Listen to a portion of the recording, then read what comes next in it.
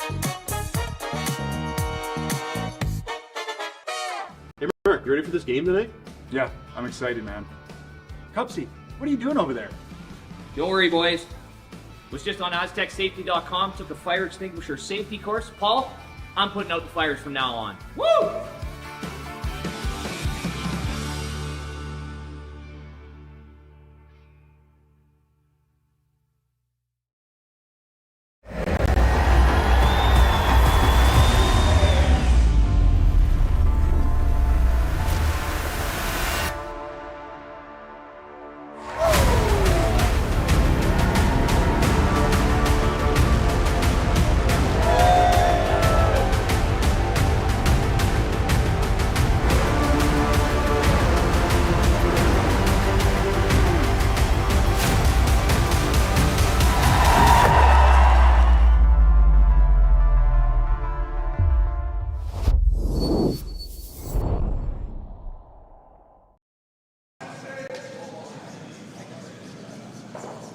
Hello, curling fans, and welcome to Martensville, Saskatchewan. It's the Curling Stadium Martensville Invitational.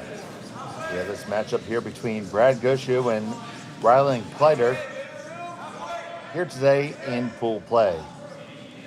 Gushue is at 1-0, and we have Kleiter here as well. It is Brad Gushue throwing the red stones. Kleiter will have the hammer here, throwing yellow in end number 1.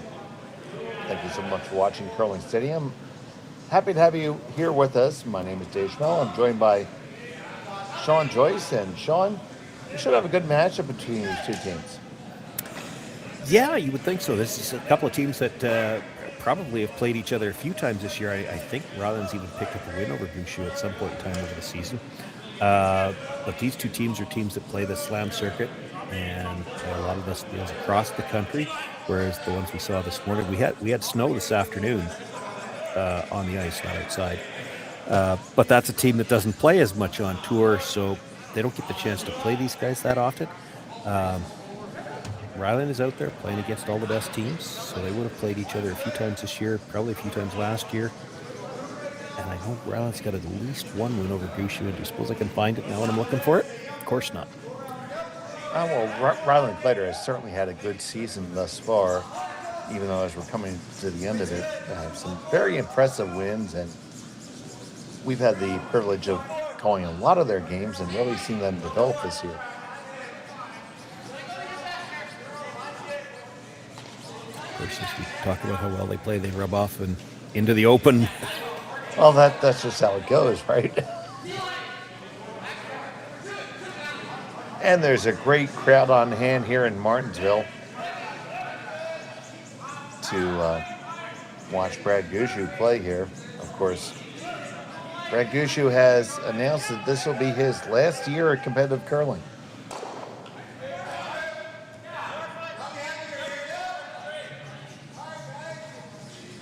Got the hit and roll in behind, but did leave the angle, so it's actually a little better now for Kleiter.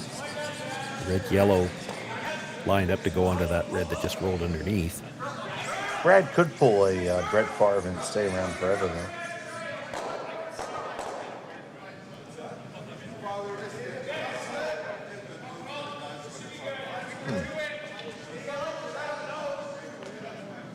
I think we might have a substitute on our hands. Well, or somebody's missing it. I was just trying to figure that out myself.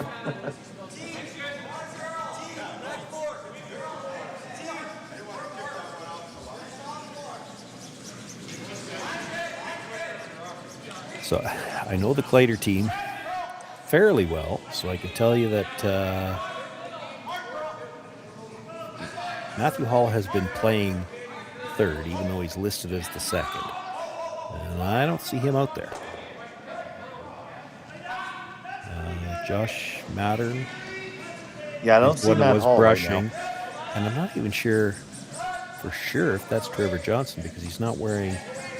Well, I just tasked our boots in the ground, James Gordon, to let us know. Well, it's unusual for Trevor not to be wearing the proper uniform, so I'm not sure if that's Trevor or not until I get a better look at him. Trevor does frequently wear a hat, which doesn't make it easier when we're trying to figure out who's who out there.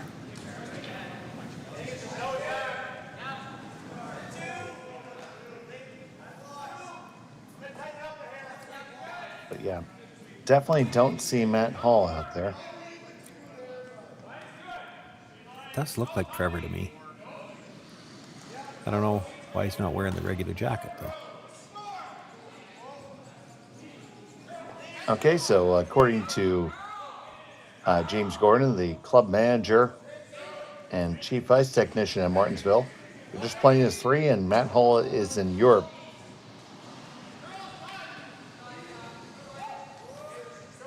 Doing Europe things. Well, Matt Hall is an odds maker. Maybe he's making odds on some of the Olympic events. He may be. Looking for the run back there, and it goes by everything. Didn't we have a game where he had to come off the ice because he had to do something like that? Maybe.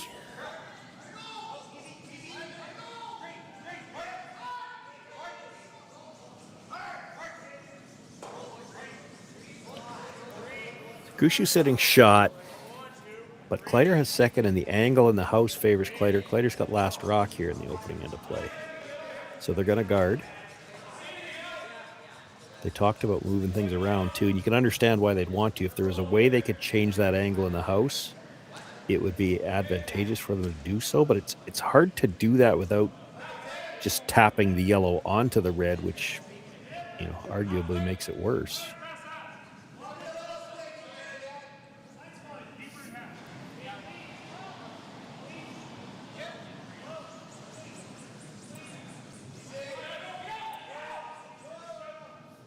So this is going to come on down and be about a halfway guard.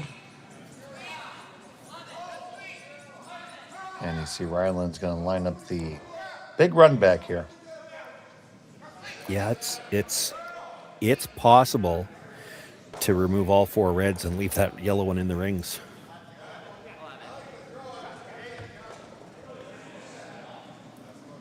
And I'll tell you what, Josh doesn't have a problem throwing it that hard. So Josh Mattern firing away. Trevor trying to hold it there. On the 1, 2, 3. They get a lot of granite moving. It's still Kleiter sitting 1 now after that. All of that. Yeah, rolled the shooter with it a little bit, as much as so it's still whatever 2/3 buried. It is a center guard though. That may help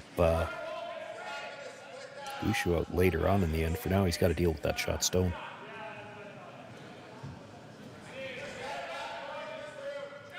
So here's Mark Nichols.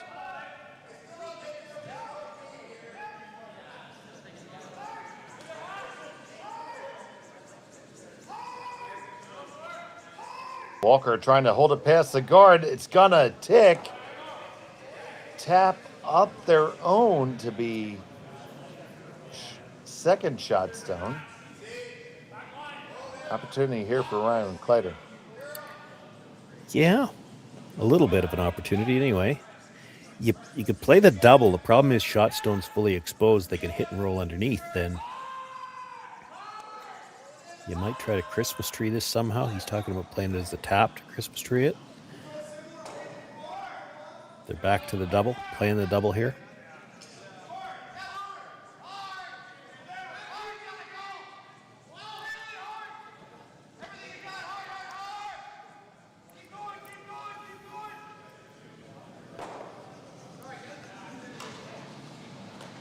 So Mattern with the southpaw delivery. Might have been back a bit too. Yeah, put it out just a skosh. Hits it and plants it. Yeah, more importantly, lost the shooter. So now that shot stone belongs to red. Second shot's wide open. So Gushue's got the chance to sit 2. Could probably even play this with quiet weight and try to roll this undercover. You might move the red at the side of the button, but if you bury the one at the top of the 4, that's not bad. You won't lose it with quiet weight. With that much ice, he's probably throwing like bumperish. Yeah, it's a little tight. That's a little tighter ice now. Yeah, I still don't think he's throwing this very hard. You could probably even get away with Hack with the brushers he's got. We definitely see you're able to hold a rock on the line. You know, and he doesn't want to roll Broomside. He rolls Broomside, he gives up the chance for the double, and Kleiter's out of trouble. But right now, he's looking at a pretty good chance to force.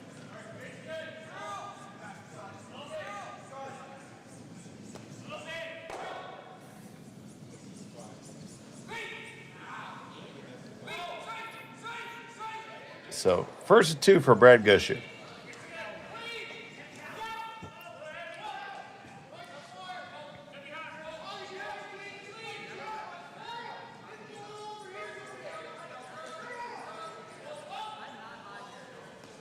Gets across the face, makes that hit, and just a skosh of a roll, and he lies 1 and 2.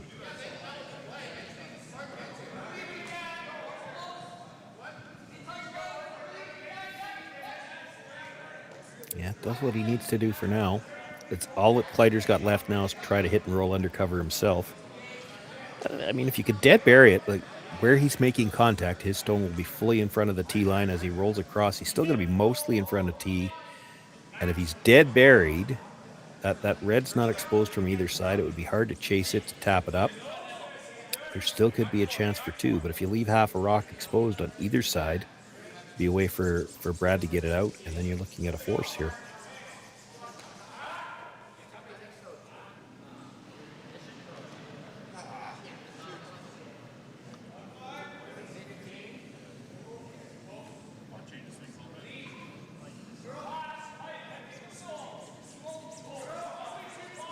So Kleiter with the hammer. Now with the first of 2 from him. Make the hit and stick right there. Well, that may not be ideal. So for Brad, I guess if you nose hit it, he's got the double. But if you roll just to the center line, I'm not sure you could hit it on the nose again and be shot rock, and you'd take away some of the draw path.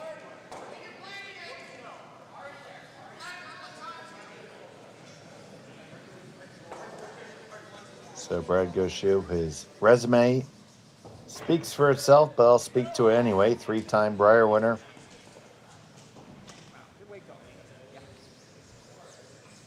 Gold medalist 2006 in Turin. World champion with his final of the first.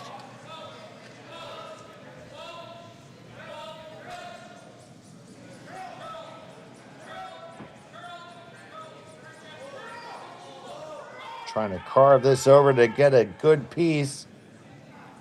They got it, but that's good enough. Yeah, that's really good. Because I don't think you can see enough of the inside to make the double. All right. And if you hit that on the nose, you're not shot rock.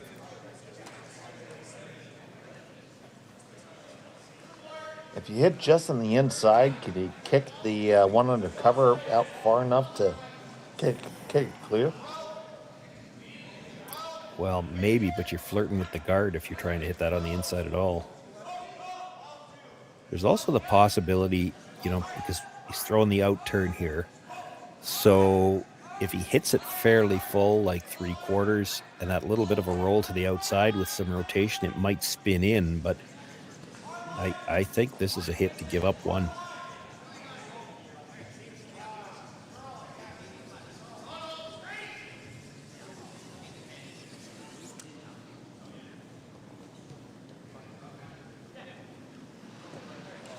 We'll need some spin on this to have a chance to get this, the single point.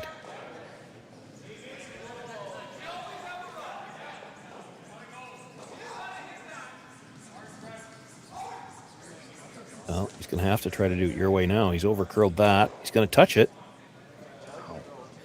Final stone is going to be a steal 1 for Brad Gushue. Just barely touched it.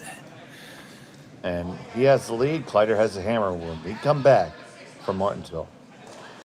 Developed over a decade in collaboration with the finest ice makers this side of the Atlantic, the Pebblehead PB5 is nothing short of a triumph of sophistication and craftsmanship. Weighing less than half its lumbering copper predecessors, yet boasting tenfold their durability, the PB5 delivers perfect, consistent ice, time after time. The PB5 by pebbleheads.com, the apex of ice-making ingenuity for the roaring game of curling.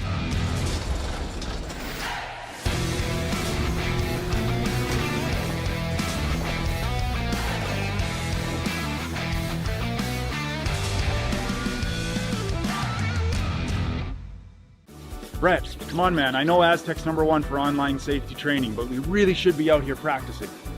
I know, guys. I'll be right there. Just let me finish this course on gas detection. Wait. Do you smell that?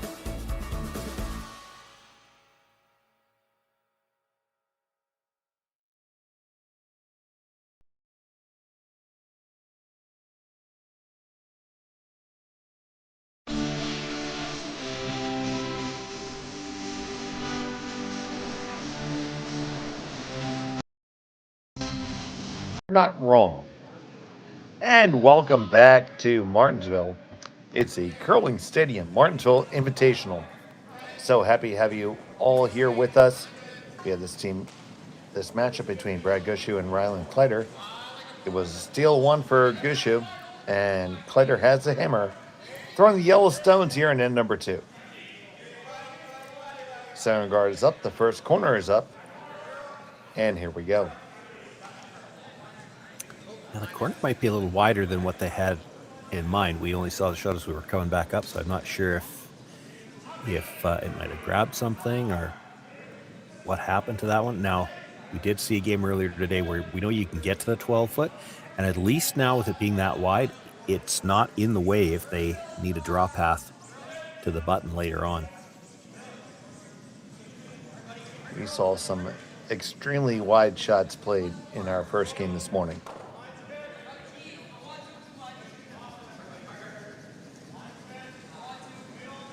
That one is comfortably undercover.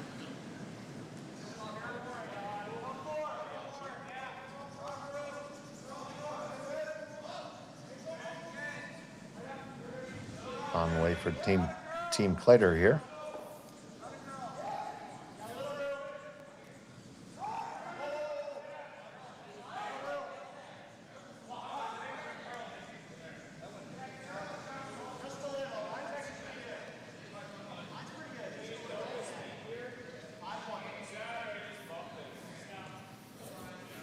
Pretty good. Yeah, it came all the way across to the other side. And actually, that's the side he'd love to have it queued up on anyway. You're hoping that something's rolling towards that corner guard, but we're a ways away from getting to play that yet. So here's Botcher. I do enjoy this part of the game. It's all about manipulating the angles. Both teams will be trying to set up good angles in the house before anybody tries to run anything out front. Big part of the reason why we call this game chess on ice.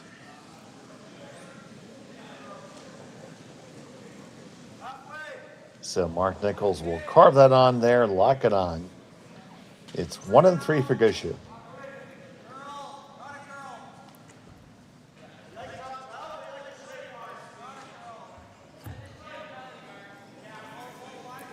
Not wasting any time with this shot.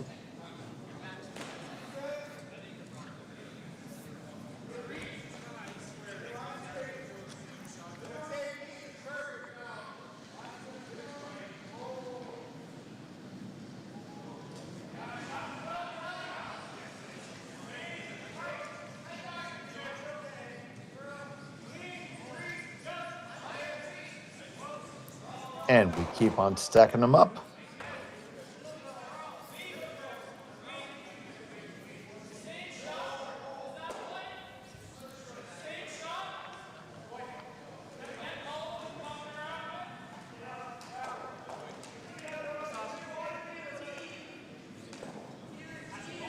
So that's what I was thinking. It's tempting almost to try to come around the out turn, except there's a lot of ways that could go wrong.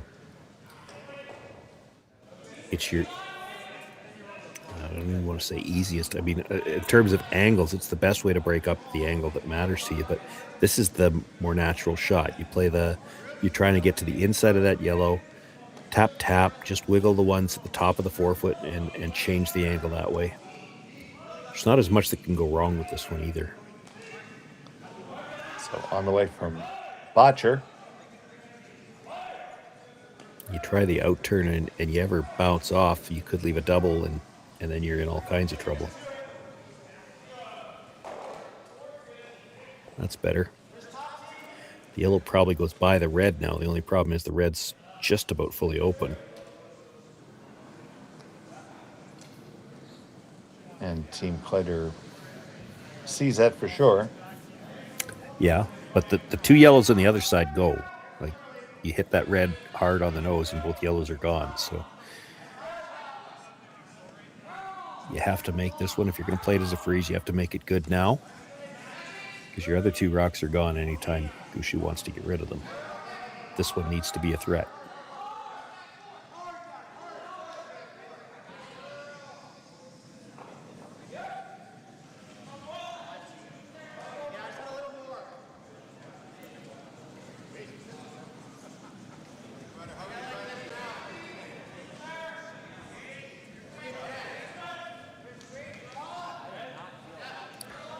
It's not going to be.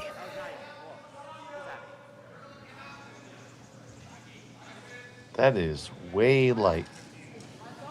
Yeah, I think you got to throw some weight at this now. The two yellows go, and I don't think it touches the red that's biting the button.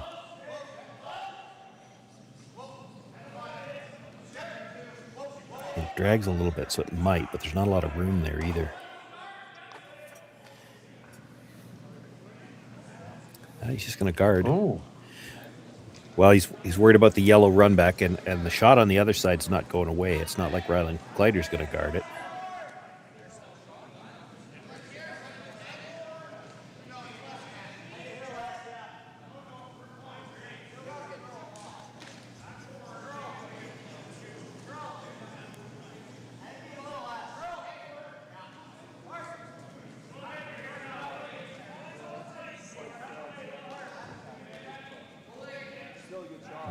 You don't want to get this tight to the yellow guard, though, and line something up.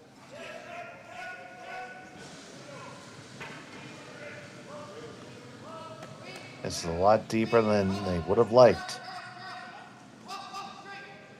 Yeah, probably okay. Yeah, it does the job.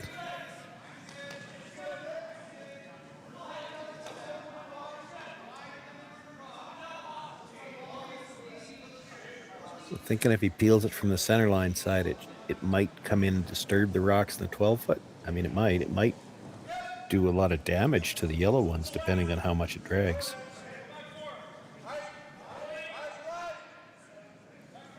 So asking for medium firm weight.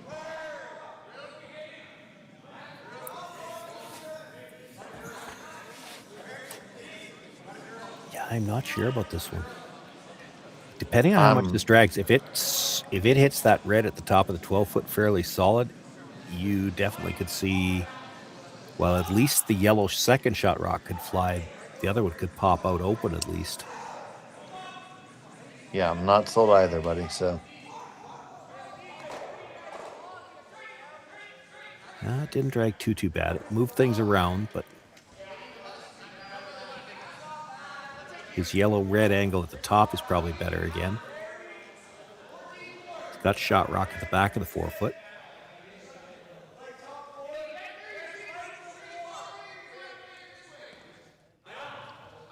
So, Gushue looking at maybe just picking the yellow out. Yeah, play it as a hit and roll. I don't think he minds touching the red right behind it, because it's never leaving. Like, it might go onto the red at the side of the 4-foot, which is only second shot now, but that'll put it behind cover. You hit this off the nose and roll in behind. One yellow's gone and the other one should be open.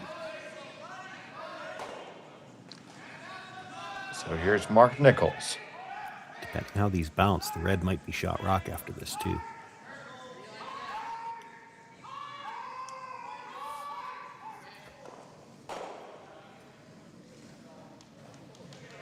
He picks it out, rolls on open, shot stone still belonging to Kleiter.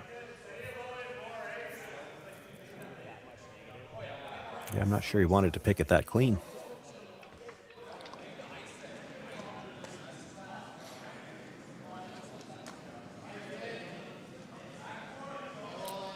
Yeah, that's what I'm seeing. It's the intern, and it's the intern because Josh is left-handed. Get by the red at about 9, the 10 o'clock position. Even if you chisel off it, end up on the stone that's the side of the 4-foot. I almost think you want to throw for the chisel. You might, because to try to chase it direct, I'm not sure you can get there. That guard's not very far out. Yeah, I feel like that's a better call right off the bat. This is tough. Like what he's talking about doing now, he's trying to pass that red through the port. If you touch the red in the edge of the 4-foot, it's coming onto the yellow at the back. Now he's coming back to the chisel. I get why he doesn't like the one at the top of the 8-foot. It's a dangerous stone, but there's not really much you can do with it. He's trying to come at it directly.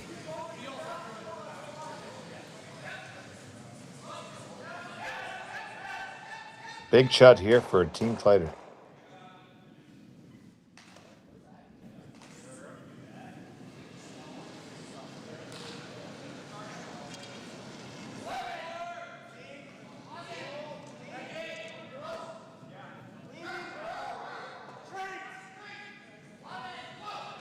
Way out there, gotta get it to work on over. Now trying to straighten out, back and forth. Will it get past the guard? Just gets by. But not enough weight, and it's now Gushue sitting one. Yeah, that's what I think. Just enough weight to tap it in for a shot rock. So, call it what it is. That sucks. Well, I mean, yes and no, because that Yellowstone is still in a dangerous spot. So Gushue's looking at playing the tap up in the middle, but if you make the tap up in the middle, Kleiter could come off the red again, that red at 10 o'clock, into the yellow that was just thrown, and depending where this tap is made, you could leave a double coming up from that angle from the side. So, like, that rock's still in a very good position, and obviously he can get at it directly because he just did it. So if this tap's not made, Kleiter could tap it again, tap it just to the inside of the red stone. You'd only have to move it about an inch. You'd be sitting 2.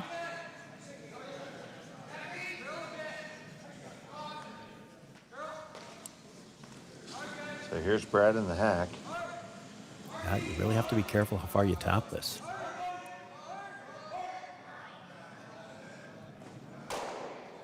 You tap this right to the top of the button, and I think he's probably going to try to come off that side one. And now it's not easy because it's very thin to come in on that angle, but there's not going to be a hole. Like, there's just no way to come through and not hit anything.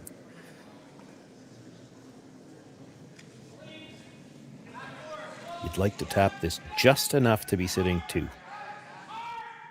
and no further.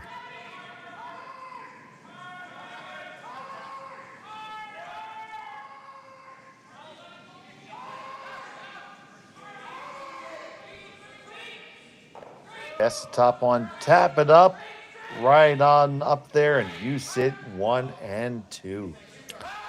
But there's no way to miss. Like, there's no hole. If you tried chiseling off and driving that yellow, it's hitting something. There's nothing. Oh, there's for no sure. way for it to go between everything.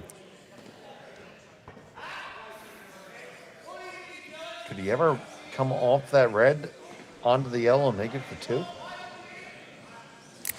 Well, yeah, I think you could. You know what would make this great, Sean? A telestrator. Yeah. There's a couple of ways to do it. Like, they're looking at, actually, which is tough, they're looking at trying to hit it thin enough to drive the yellow into the shot stone. I think you got to get it off the other stone because you're coming very much to the front edge of that yellow. So it'll come into the one at the side of the button and then straight sideways to catch the back end of the other one. It doesn't need to move it very far.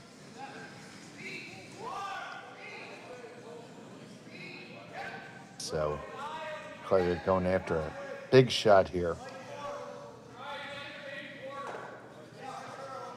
Off the red, onto the yellow, kill both of the Reds and score 2. Well, there's still a couple of rocks to come, so we'll see. Yeah, we'll get there. This one's key.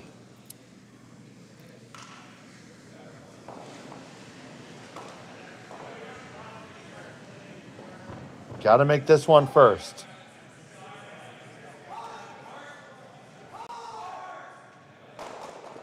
Off the one onto it and move it over.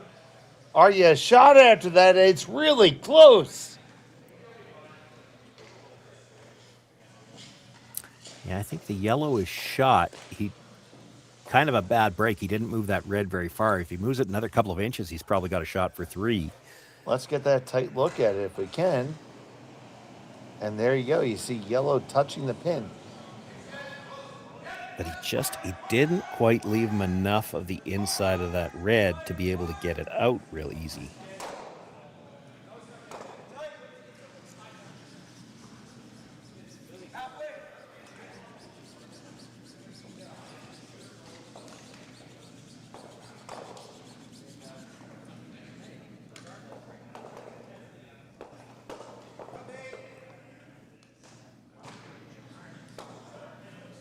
Just based on where that red rock is, I don't know how you ever make 3.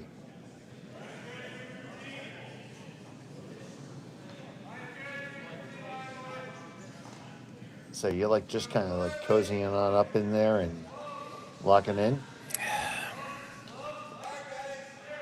I don't think there's any way you could hurt anything doing that. Again, I can't hear the players, but I'm assuming that they're kind of the same boat as I am. You're looking around trying to figure out, okay, what's he got right now? And I'm not seeing much. He doesn't have a whole lot. You sure don't want to give him anything is the problem. Just a straight guard's okay, I think. Well, what are you guarding? I don't know if he's got anything. So you have to be careful when you throw the guard. Is there something somewhere, some kind of run that he could play? And I mean, I don't see anything. I think the 2 yellows near the center line are overlapped enough that he can't do anything with them.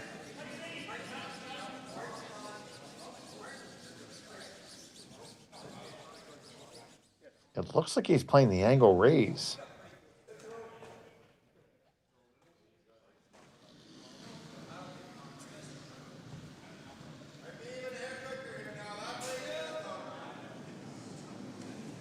And that's what's on the way from Brad Gushue here. His last of the second. Trying to run this back and knock it off the button. He hits it, makes contact. Oh, yes, he does. And they are now shot stone.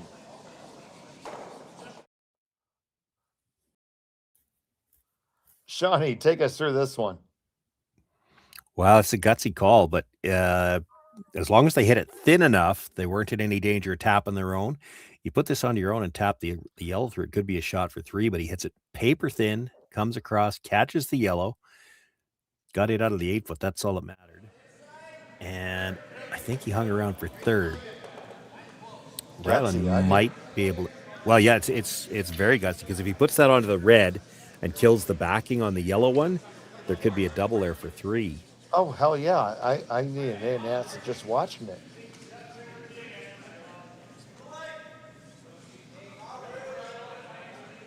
Brad Gushue with it. Like Kleiter could come off his own into the side of that red, and if he can pass it by the yellow at the back, he could still get 2. Now, that's really tough because you have to come into the side of that red. So that means you're hitting the first yellow really thin. Or he can just play the straight draw, try to chisel it off the inside of that red, and he could just barely get there. Can sit one that way. You know what? I feel like you have to take the shot for 2, and he's trying to get talked into it right now. Yeah, I think as long as you're making the double, even if it touches the back one, the red's still leaving, so your shooter should sit 1.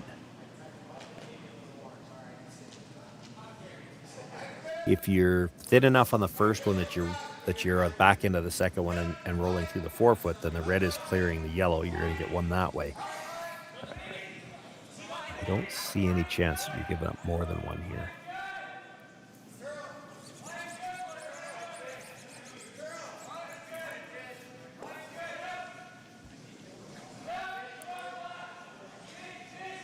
he's throwing some weight here. I guess if he hits the first one too thick, he comes across the top of the red, drives it onto the yellow and spins up. That's a possibility. So here's Kleiter, final, still in the second end, trying to make something happen. Has to come off his own, cross the house to make two. Yeah, this is too And close this to what has I no said. chance. Yeah, as soon as he was too thick, they had to let it go. And that's a steal one for Gushue, and he has a 2-stone lead. Kleiter has a hammer when we come back from Martensville after this.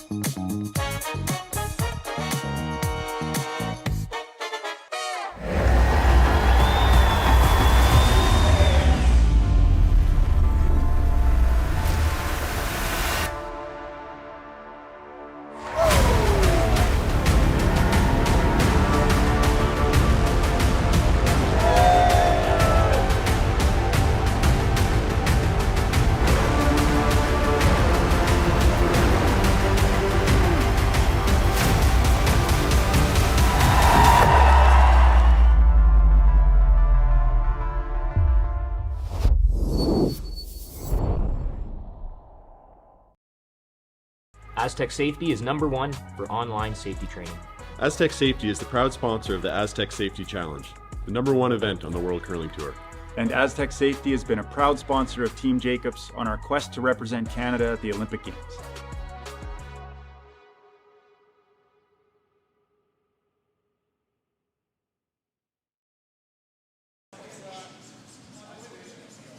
And welcome back to Martensville. It's another steal for Brad Gushue.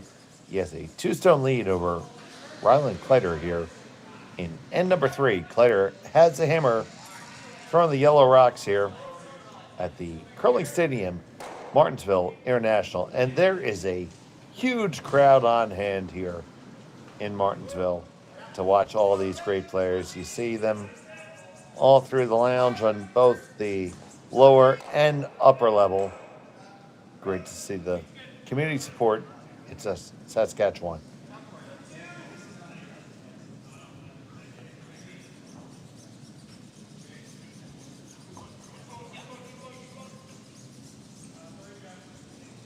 And the draw from Jeff Walker gets half under.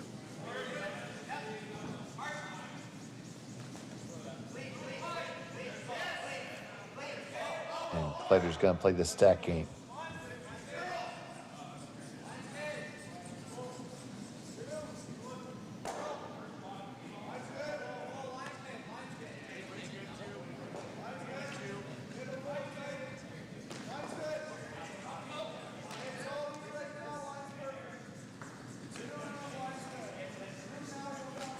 Josh Mattern on the brush. The Team Kleiter playing three-handed this weekend. Matt Hall is not with the team this weekend.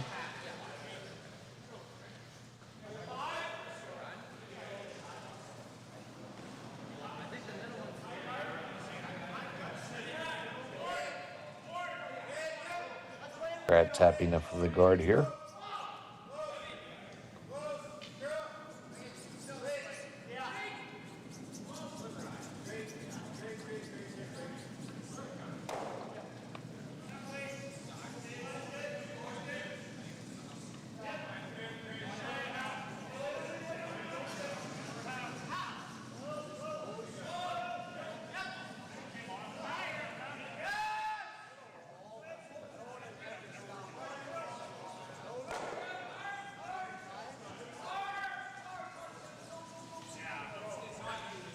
And the second guard goes up. Still shot stone for Gushue undercover. Full 4.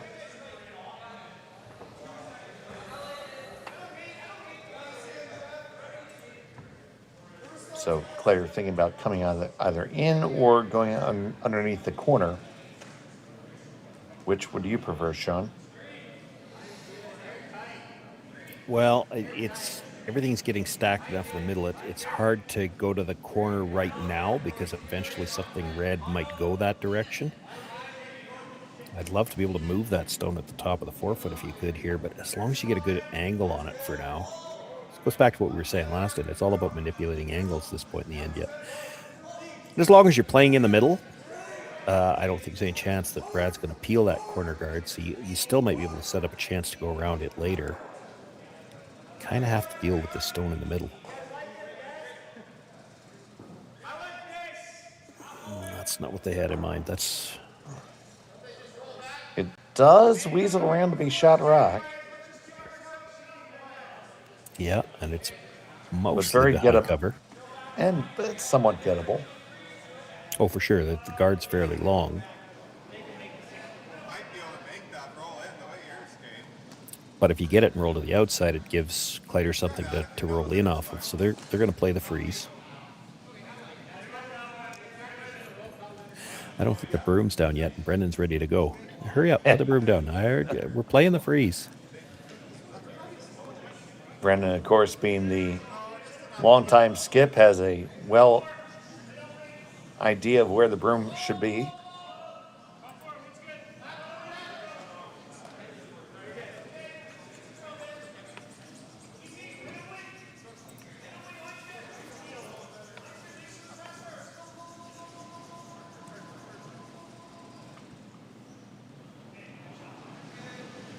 I'd like to thank all of you who are joining us here live on Curling Stadium, who may have watched earlier in the day some of that relatively minor curling tournament that's happening in Europe. But we appreciate you being with us here right now. So if you could, give us a like and subscribe to Curling Zone on YouTube. You can watch curling to your heart's content. We have it all the time.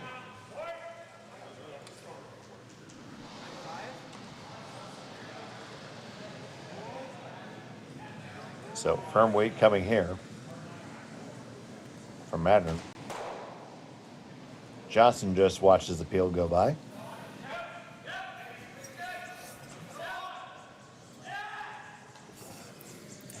Well, that yellow could disappear anytime Brad wants to now, but again, we've seen this with them already. They're a very patient team. He knows that shot's there later. Going to freeze one in the pocket. Could just guard again, too. And that's where you're really being a veteran, knowing that shot's always going to be there. Because you would think that a younger curler always going to say, well, I have to be shot rock right now. Yeah, you do see that from time to time. And you wouldn't be wrong necessarily here to get rid of that yellow stone. But you start hitting that and you're going to leave the reds clustered. And what you may find is that the best case scenario, you might get back to a blank. And they're going to play the hit. He's okay with a blank. If you hit this right, you don't have to leave them grouped so that they can all leave either.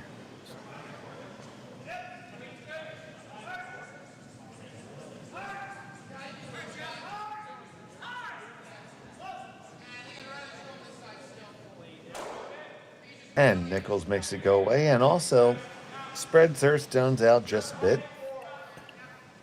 That didn't any more than get by.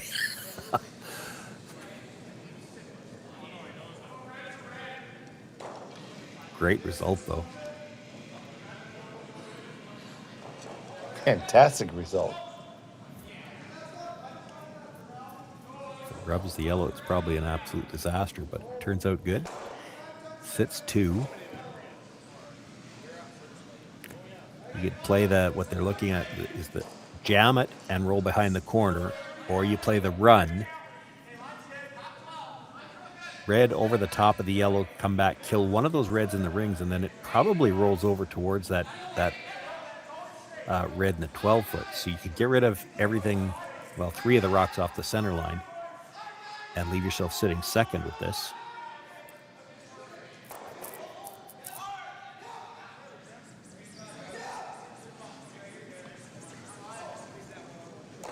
Johnson on the brush. Move 1, 2, and move them a lot of rocks. Still Gushue sitting shot stone. Yeah. but everything off the center line, and you're sitting second. So he's not going to ignore a second shot stone in the rings like that. And that means Kleiter's going to have some room to work with now.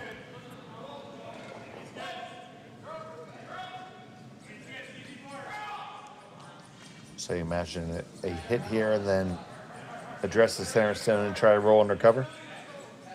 Yeah, with 3 stones left, he'd probably play the hit and roll behind cover. Now, if you could roll just fully into the 8-foot here, a roll behind cover wouldn't be shot rock.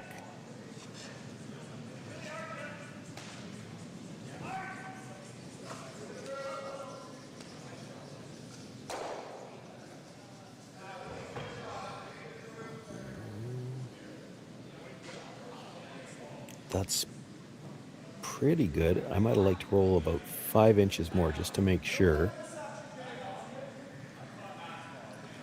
Looks relatively triple-ish.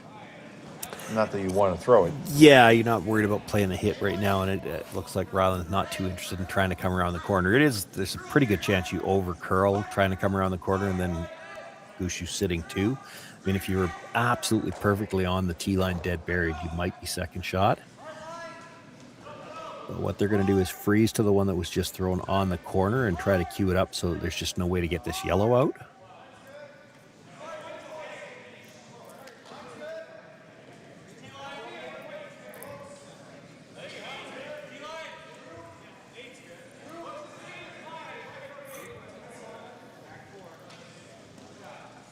This one needs to sit down.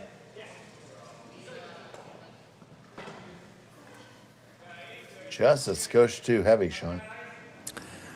Yeah, or didn't quite get the line that they needed, because there's definitely room to get that yellow out now. The question, they'll probably take a moment to think about this. They just probably discuss it. Do you want to touch the red on the way by so you don't leave it again?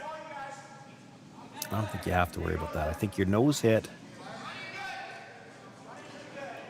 the corner freeze to get that direction now is, you got to be so thin on the corner. That's just a murderously tough freeze to make.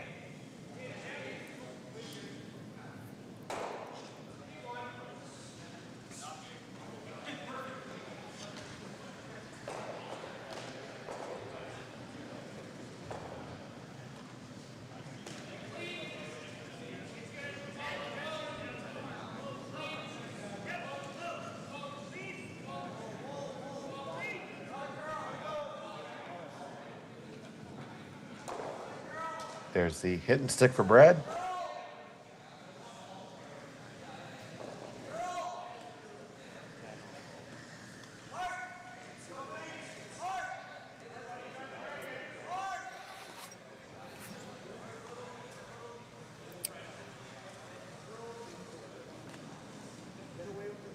What are they eyeballing, Sean? Well, he's looking at the double. Maybe he's thinking it's a triple, but you make the double and spin up in behind the corner.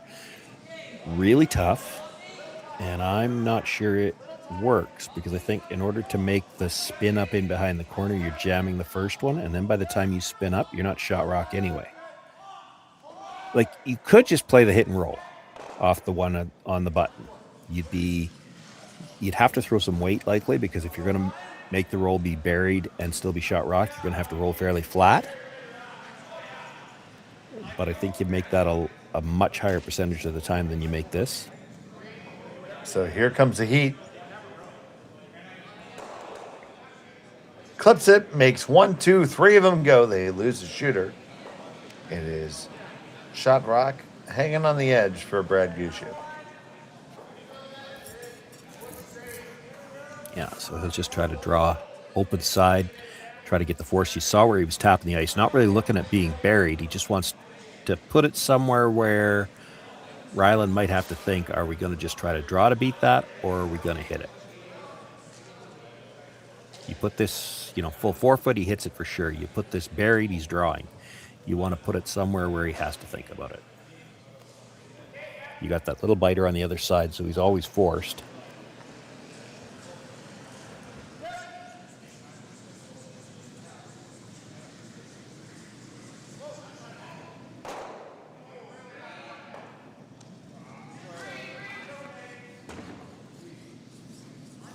So Brad asked for just a sliver more ice.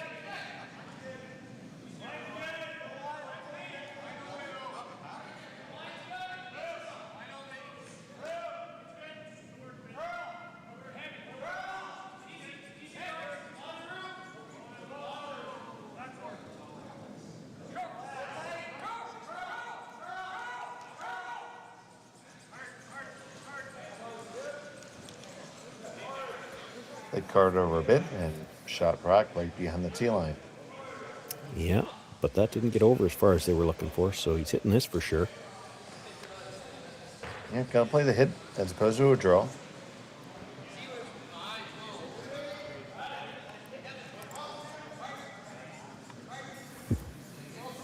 Still has to be made.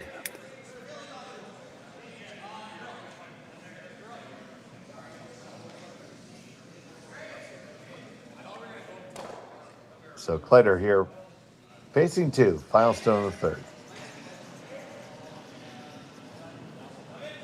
Just want to hit and stick and put a point on the board.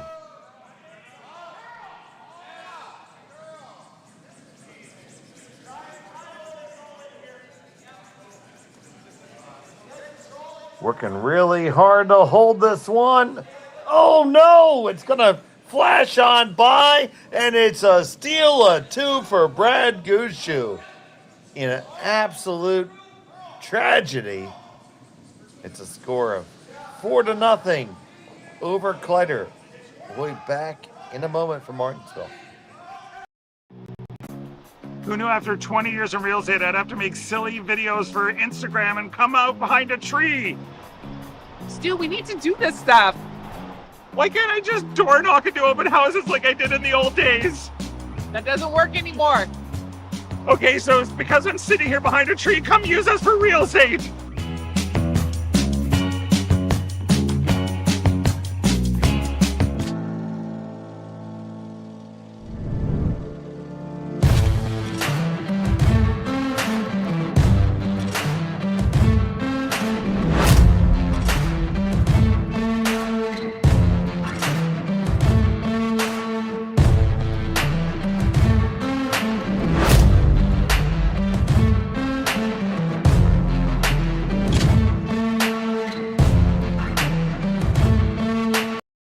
All right, real talk for a second.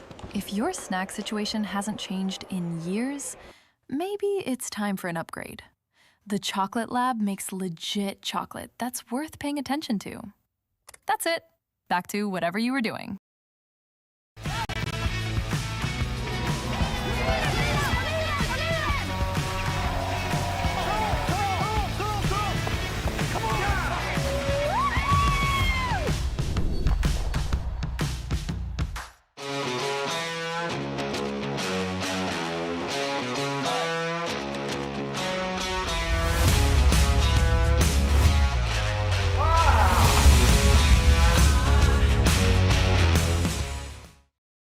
Right after the telestrator. And welcome back to Martensville. It was a steal two for Brad Gushue there. He has a 4-stone lead over Rylan Kleiter here in end number 4. So happy you're here joining us here on Curling Stadium. I'm Dave Schmel, and joined by Sean Joyce. We have Kaylee and Jerry producing the show. And if you haven't had the opportunity to subscribe to Curling Zone on YouTube, please do. We'd really appreciate it.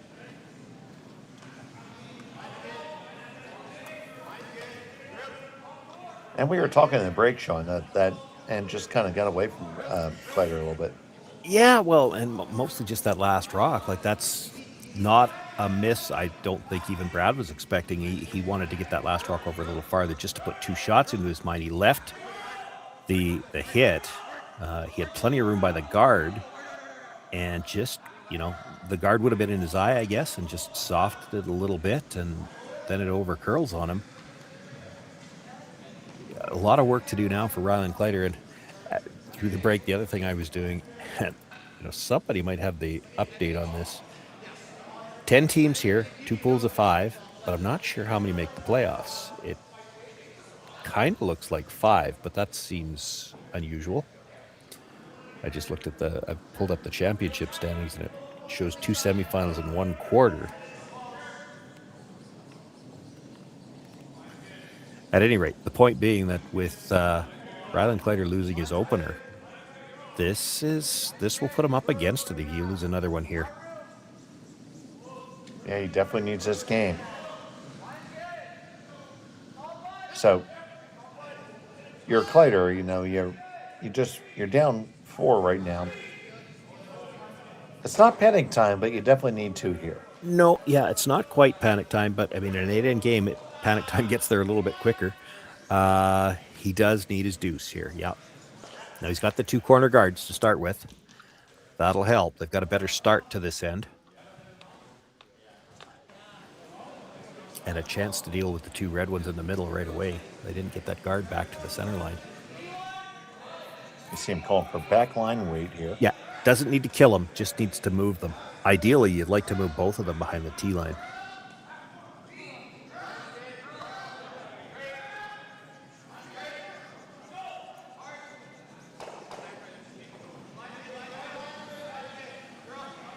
So Trevor Johnson consulting with Josh Madden before the throw, and it's on the way.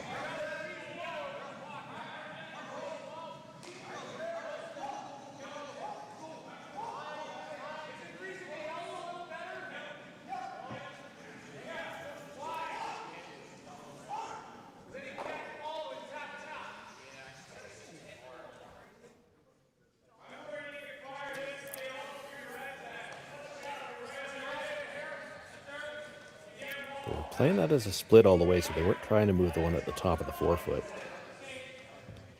Got a pretty good result out of it. Like, this is a tough chase now. You can see, well, maybe just half. So here's Botcher.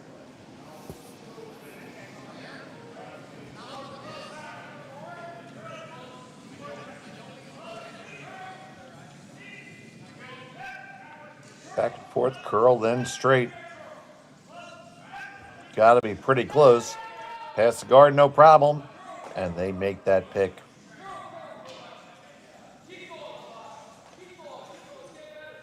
Nice shot by Botcher.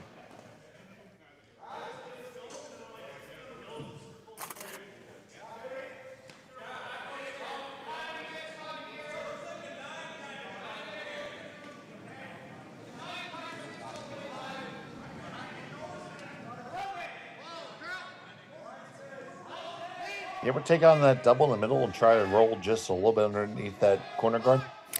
You could. The problem is they can't afford to roll out. They got to keep a shooter. You also don't want to risk ticking that yellow corner guard. I don't mind playing this with quieter weight. You don't really need to kill the reds either.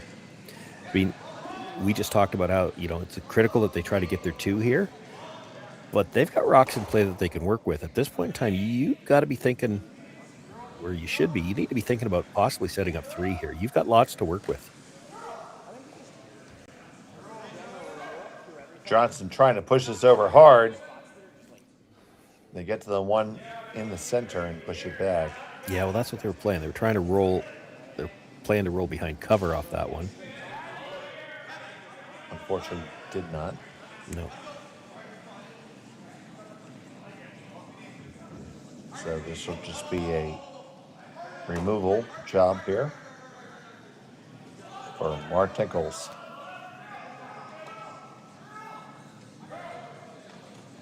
Botcher on the carve right off his hand.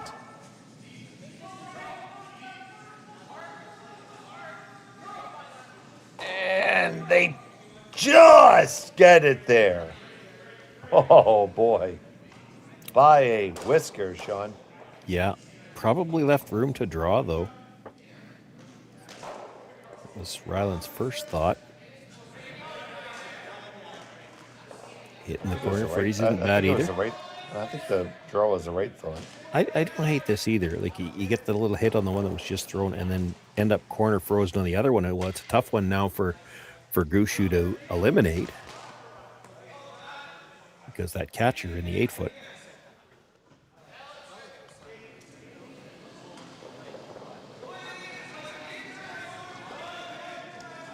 funny. You watch an end like this developing, and you'd look at, Gushue sitting 3, but actually Kleiter's in pretty good shape. Like he's got all kinds of rocks to work with. They need to make one good setup shot somewhere along the way, and they're in great shape for 2 at least. That wasn't it. Well, I mean, it's not horrible. He's buried, but he's still got to make. It's a thin double on the reds. It's there though. It's hard for Brad to chase the Yellowstone in the rings. So just tap his zone up a little bit then, right? Could.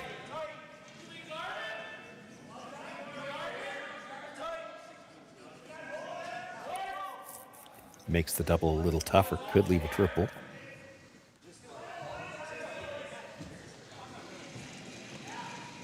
Now indicating that just a straight guard possible. Yeah, talking about it. It's, it's not a horrible call, but it's one of those ones where we're 4 up. We don't really want to throw a guard. That's maybe it's not the call.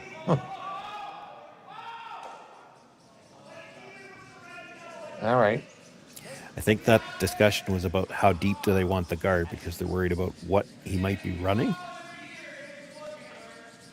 I'm just going by the directions that he gestured. Yeah, so Mark's buying it.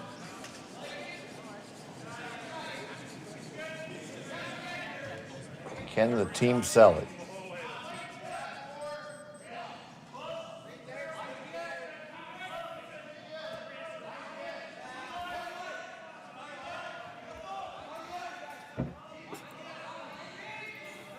And that is going to be a guard on a pretty good line.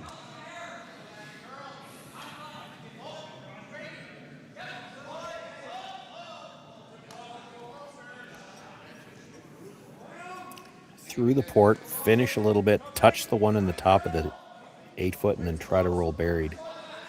Doesn't have to kill that one in the top 8, but he's got to move it. Because I don't see another draw port.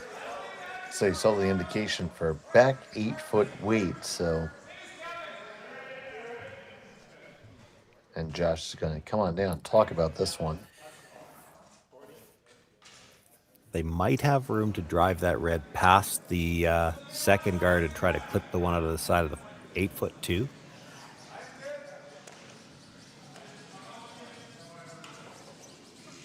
If you could drive the one that was just thrown onto the shot rock at the side of the 8 foot all the way across the house, kill those 2. Now guarding that one at the top of the 8 foot becomes a little bit more dangerous because if you could chisel it out, you can sit 2.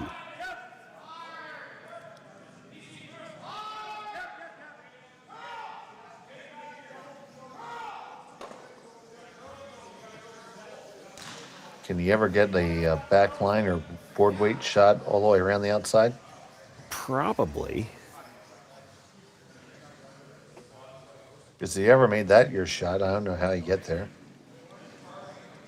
Well, yeah, it's where do you put the broom, but it's probably there. It's probably not something you'd play this early because the same problem then exists is where's your path in to get a second point? And if you happen to not make it, well, now you're in all kinds of trouble. You don't get this, at least you've opened something up.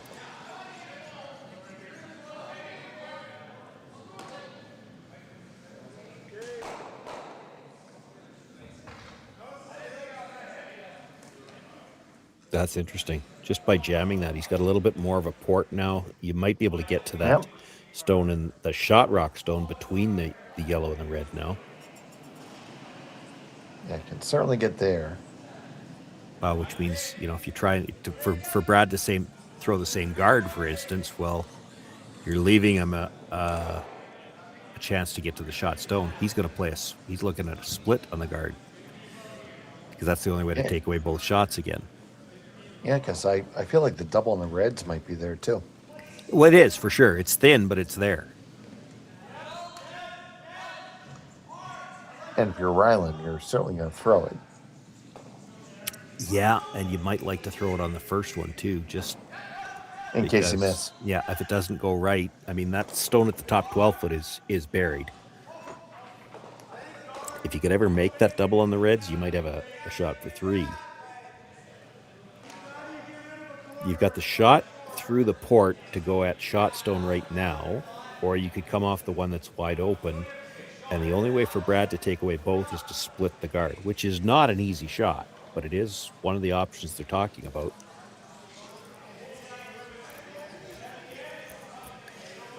He doesn't need to necessarily dead guard the stone that's at the top of the 8-foot either, as long as he takes away the inside edge of it so that there's no double.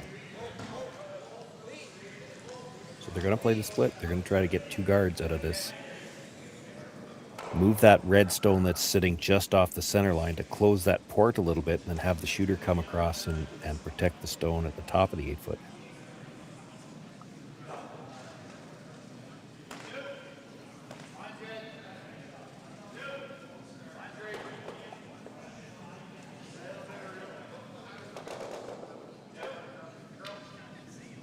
Tight shot called here by Brad Gushue. High level of accuracy required.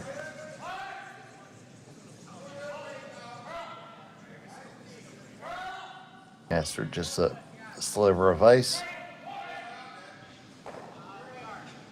He kicks and deals.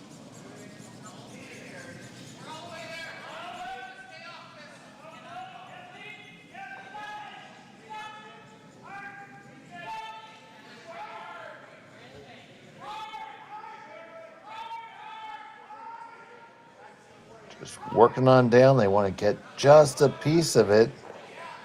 Did not split it, just raised it up. Yeah.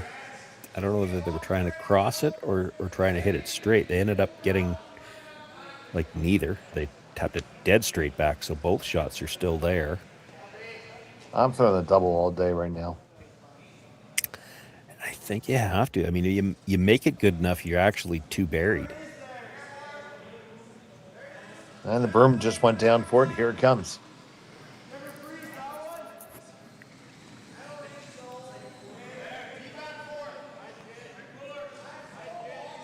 Matter making sure he has a good eye on exactly where to hit the stone.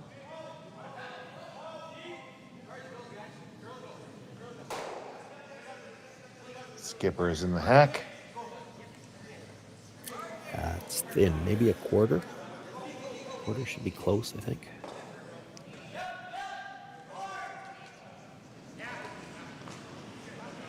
So, first of 2 here. Trying to make this cross-houser. A little bit in and out on the delivery now, trying to hold it. Off and on, probably pretty close. Clip it. Did it get all the way across? No, it's going to go over the top. Yeah, he just over-curled at the end. You could see that really from the hog line in when we switched the camera view. You saw how much movement there was at the end. He was only looking for about a quarter and about almost to a half.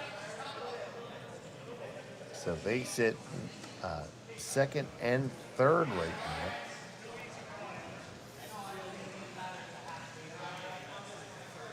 So Brad's just going to hit the open stone here. Yeah, he's got to get a bit of a roll to the inside to make sure he's sitting 2. You hit that right on the nose, you're going to leave a double for 2, so.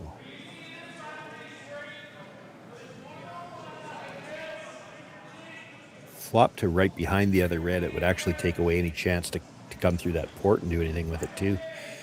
There's not a gimme draw anywhere right now either.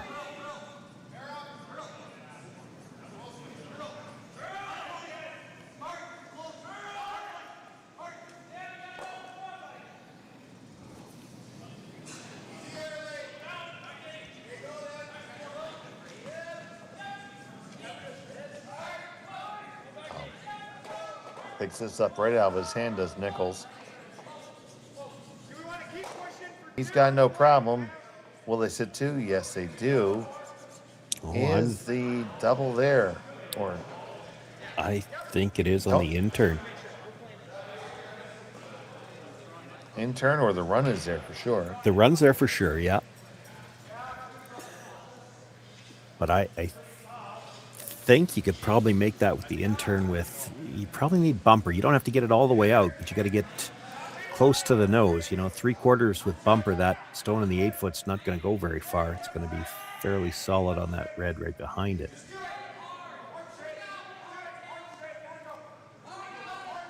And how much do you think this is affected by the fact that they have one brusher? I know generally only one person sweeps anymore?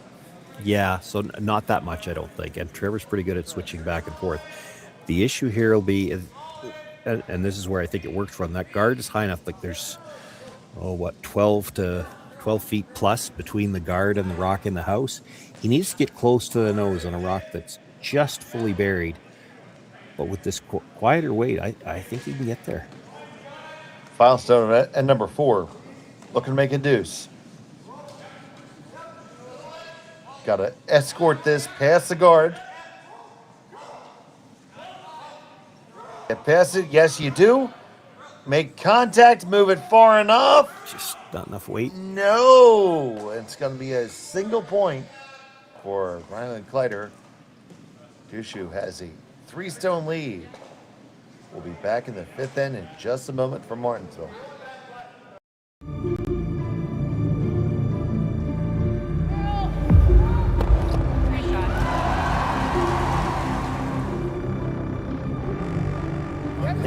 Yes.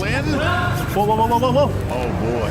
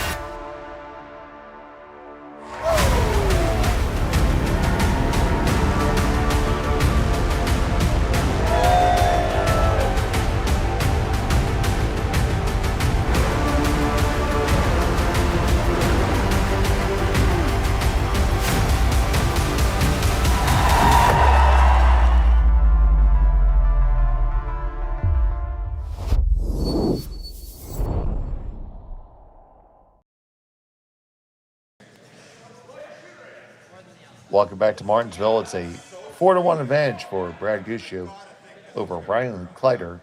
Gushue has the hammer here in the 5th end, throwing the Red Rocks. And Sean, it was a hard foot single for Kleiter there. Had a shot at a do so.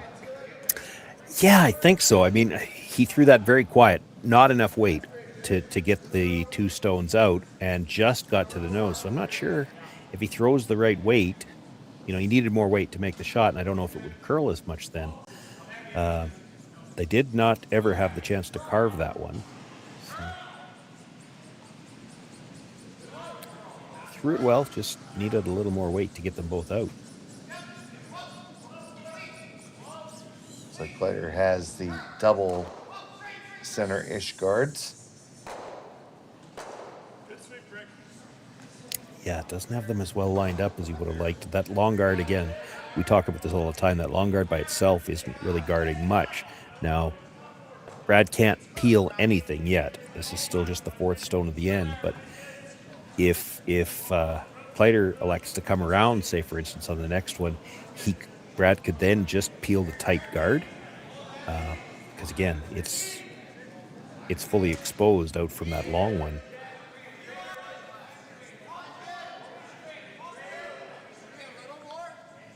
And that stone from Gushue is half exposed, so back 8-foot weight is called for here by Kleiter. He's just looking to push it back a skosh.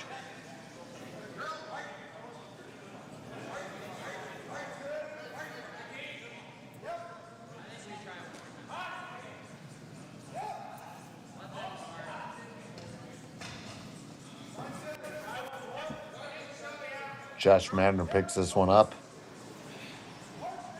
And is carrying it coast to coast, gets past the guard, and just is going to rub on the second one. Ends up being second rock. And here goes the tight guard.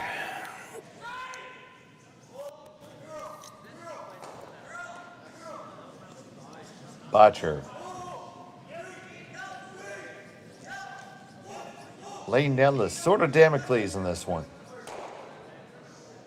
And just peels it off.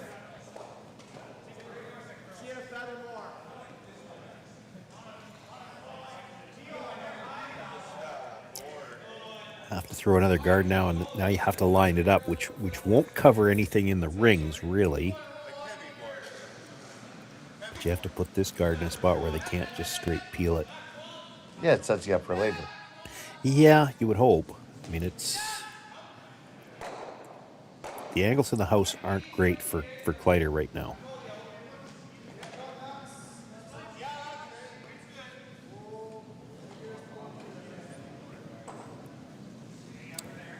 It's got a lot of curling to do.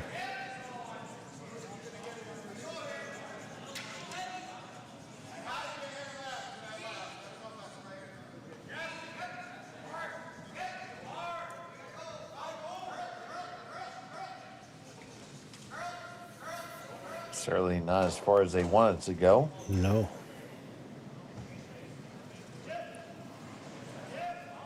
No time clocks here in Martensville, but if there were, they wouldn't take much thinking time on this, as long as you can just peel the tight guard again. Like I said, that long guard, not much of a guard at all on its own. All it's really good for is guarding a tighter guard, but they have to get underneath it.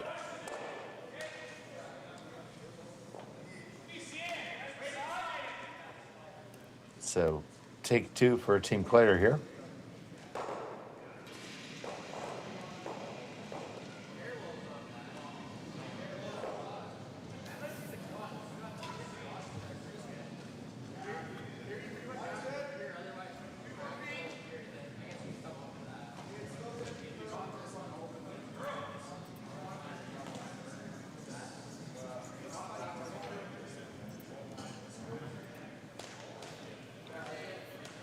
Johnson watches this one come on down. Coming a little bit heavy, but it's a better line. Not much. You know, he's tighter to the rings, but he's still not buried at all. So you can play the straight pick on the tighter guard.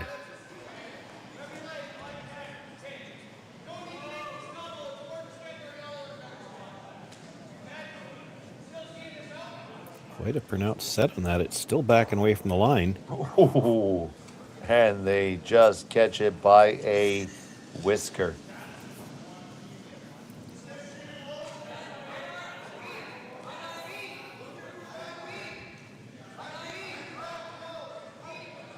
It's not Gillette, but that was a close shave.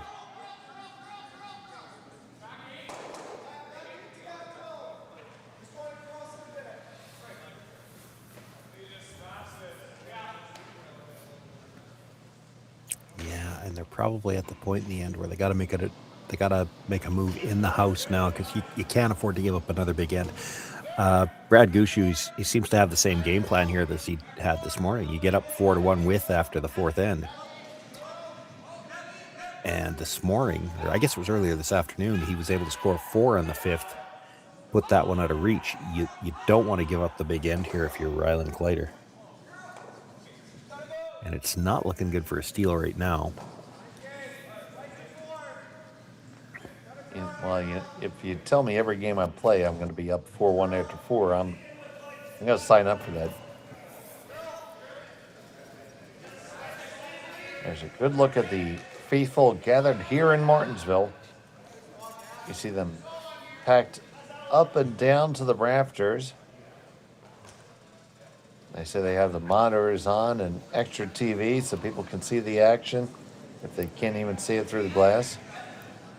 Great support for the sport here in Martensville, Saskatchewan.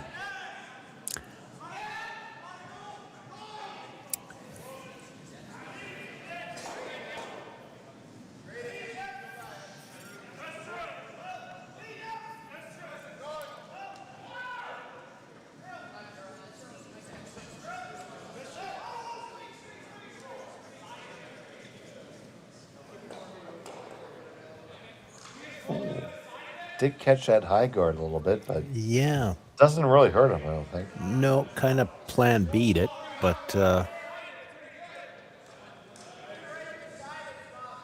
might have given Rylan it. Well, it's still dead buried, but that guard's so long, you could probably get to it with the in-turn and tap it to the pocket. The question is a tap to the pocket good enough, or do you have to move one of those right now? I guess if you dead freeze... You probably had to move it, Sean. Well, yeah, I don't know if you do. Like, if you could dead freeze it here in the pocket, because look at where your shooter's going to end up. So you've got the red run. Again, put a yellow one dead frozen in that pocket. So now you could run the red that was just thrown to jam out the two reds, leave the yellow shot, or you're going to have the shot on the other side. And as long as you got two shots, Brad can't take away both of them, and what's he going to do? You're kind of, you're in some trouble here. You're down already by 3. You have to be willing to ignore a few rocks and take some chances. But if you've got a shot on both sides, there's still a chance to perhaps set up a steal, or at the very least a force. You start playing weight right now. Like, you play this with weight and move a red. Brad could always nose hit the red and the 8-foot on the other side. It comes off the yellow and into whatever stone you're going to tap back here. So that's why they'd want to play this with just a tap if they could. So Broom is down for the tap. You want to absolutely dead freeze this in the pocket. You're playing with an awful small margin of error. You don't want any separation when you're done. But, scoreboard dictates you don't get much margin of error anymore. So looking for the perfect stone. Working to hold the line here. Looks like a lot of weight to me. It's just a bit outside. It does not get there. Pretty heavy. Still Brad Gushue lying 1 and 2. Yeah, and the nose on the red. He won't even mind if he loses one of those reds on the button just because there's such a pocket there. It shouldn't completely kill it either. It might move it.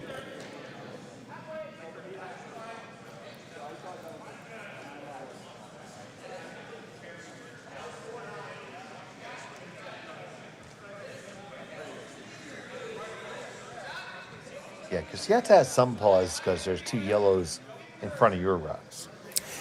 Yeah, now the one on the, again, at the 10 o'clock position, that one's not really worrying you because you can't do much with that. It's one that's high noon there.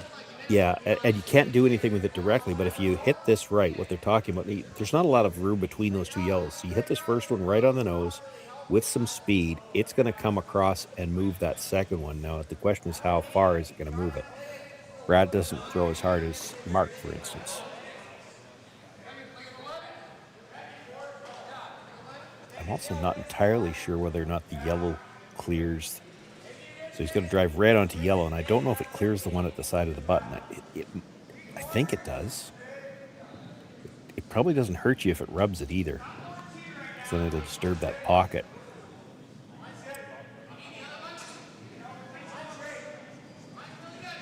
So firm weight on the way from Gushue. It's not narrow.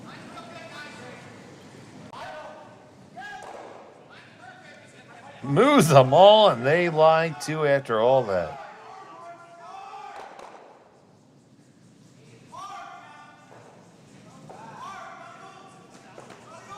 I don't love that. Talking about just hitting and rolling in front of it, so you're going to concede a draw for 2.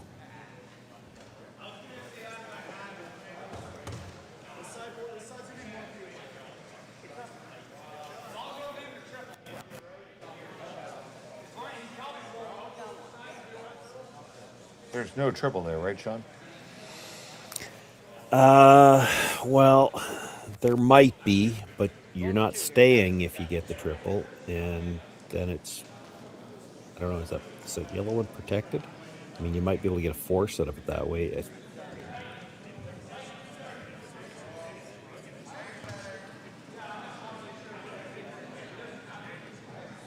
So last on the way from Kleiter.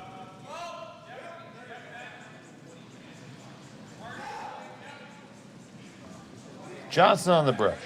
They're going to have to go. He's going hard. He gets past it. He's going to get the hit. Roll on And it top. stopped. It's Brad Gushue sitting 1 as a draw for 2. Yeah. Well, that was the best you were ever going to get out of that shot, which, I mean, if they're content to do that, I guess that's what they've decided. But you've given him 1 already. If he makes the draw for 2, you're down 5 points with 3 ends left to play. That's pretty bad. Yeah, I don't know if that's good enough. Like, if he misses the draw, not that it's great, but if you're down 4 with 3 ends left to play, it's score your 2 and then steal 1 at a time. You don't have to reinvent the math to make that work. You need some help, but I mean, the 5 rock free guard zone is part of that help, so it's feasible. It's if you're 5 down, either you got to score a 3 somewhere or you got to steal a deuce. Those both get real tough. Filestone on end number 5.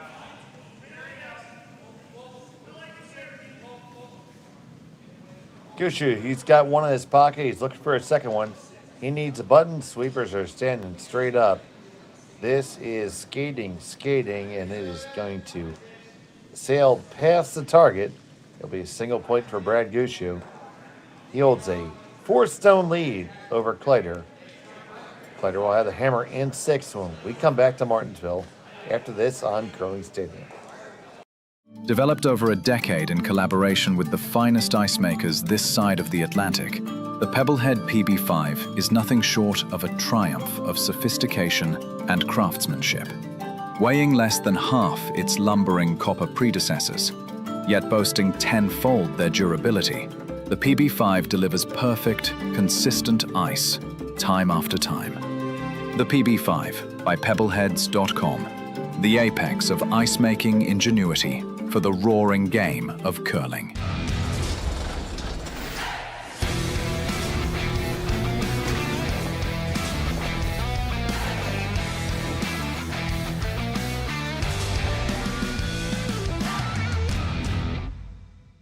Brett, come on, man. I know Aztec's #1 for online safety training, but we really should be out here practicing. I know, guys. I'll be right there. Just let me finish this course on gas detection. Wait. Do you smell that?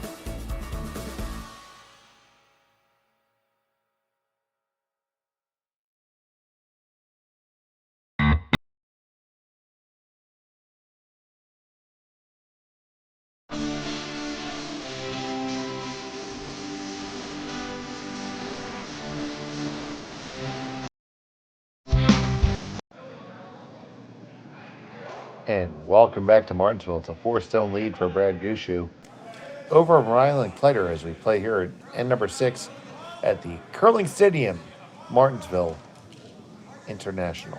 Oh, and man. we just see a big tumble over there on sheet 3. We'll see if we can get a clip of that one to show you. Oh, man, somebody on Team Meacham just took a big old header. Braden Grindam, I think. Oh, And we're going to try to show the replay. Oh, down goes Frazier. Yeah, Braden Grindam, I think, and it might have been a case where they've only got one sweeper, and he's sweeping with a gripper, and I think he was trying to switch sides, which honestly, I'm surprised it doesn't happen more often when you get into that situation. It's really hard to sweep on the offside with a slider on.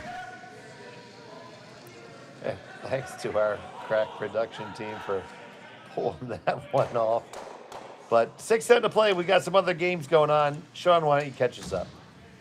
Well, because I have no idea what's going on in the other games. The scores aren't updating.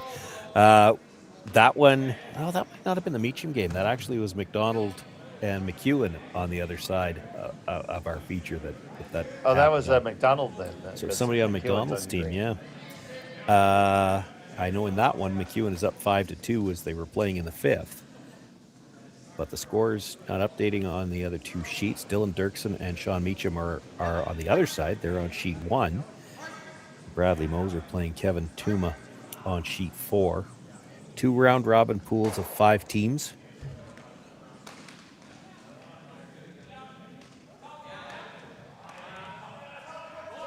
Okay, scoreboard shots. just a second. Get you updated. And then I have to figure out who's throwing There, which sheet one. set of stones. So it looks to be the Dirksen team there throwing the Reds. So if that's right, they're up 4-2 over Sean Meacham as they play there in the 6th already. I mentioned McEwen was up by a score of 5-2.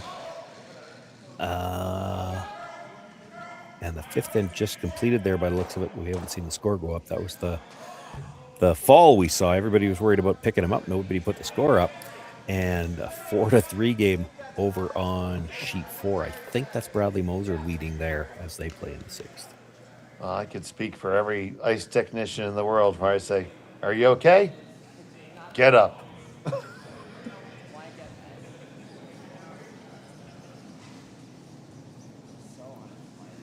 I took a fall like that on Monday at my club.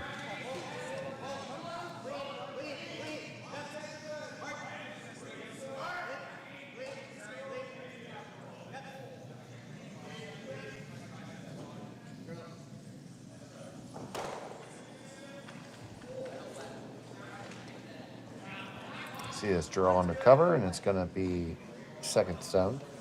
Yeah, not critical. I mean, he could have even been just biting at the back 12 would have worked for now. He needed a rock where they couldn't get at it, and that's what he's got.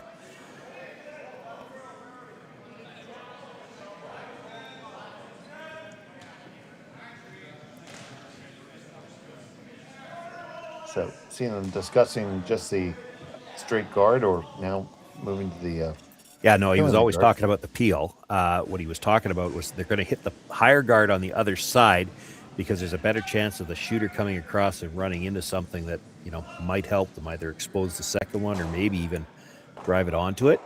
Oh, gets the double peel. Oh! And the one in the rings. Almost got everything. Yeah, that's fine. That's absolutely perfect. It's all the corner guards are gone, and the one yellow rock still in the rings is now exposed.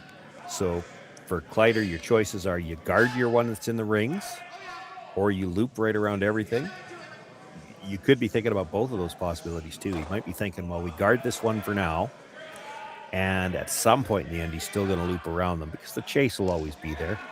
The nice thing about this come around, that red stone that's now off the ring stayed in play. So if you make a good corner guard here, it's a little trickier to just try to peel the guard because there's jams either in the house or that stone that's just off the rings. This is one where you might bring the corner guard a little tighter than you would otherwise just to make a half rock hit probably jams one of those red stones, regardless of which side you're playing it on.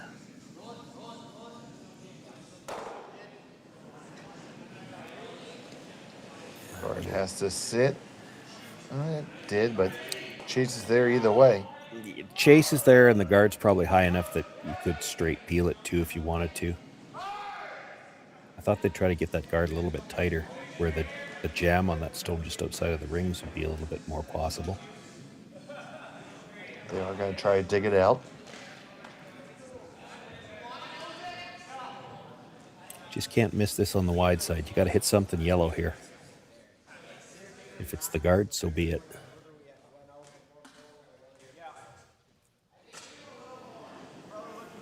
So, Mark Nichols.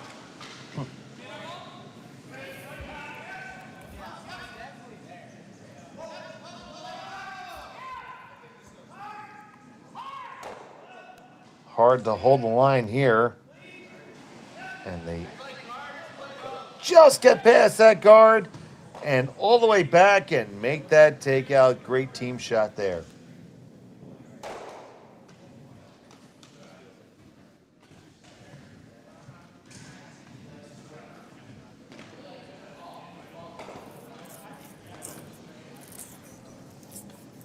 So Kleiter coming underneath the guard again.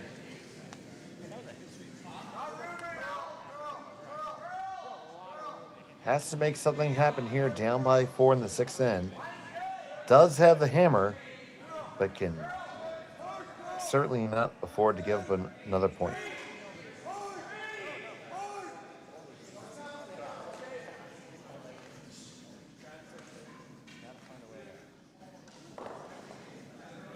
Trevor Johnson trying to drag this. This is not heavy at all. It's not even going to be third shot, fourth shot even. Well, that's not critical. It's a tough one to remove, and there is a nose hit triple on the Reds right now. So you got that in the spot where it's tough for Brad to get rid of it. So he's going to have to play more of an offensive style shot. So whether just it's a guard tap it up and change the angles? Yeah, probably not, because that could just as easily leave a quad. I'm thinking you're either throwing the guard or you're throwing another one in the rings. It looks like they're going in the rings. You don't really want to throw the guard because then they just come around it all. Mind you, that still probably eliminates the one that was just thrown.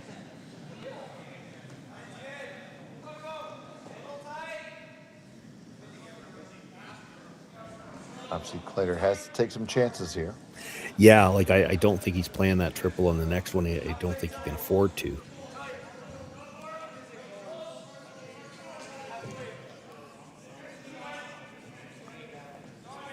It's the kind of shot you have to hope it's still there for your last one to get a pile.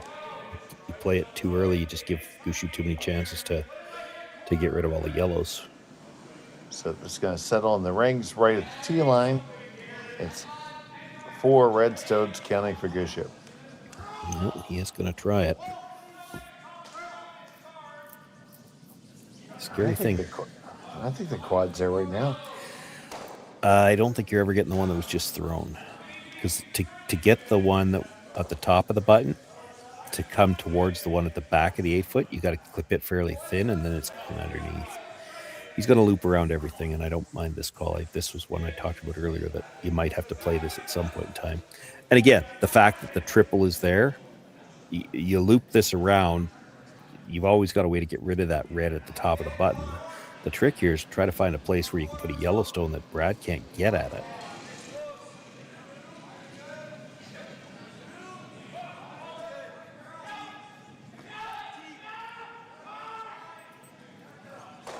So trying to make this yellow ungettable.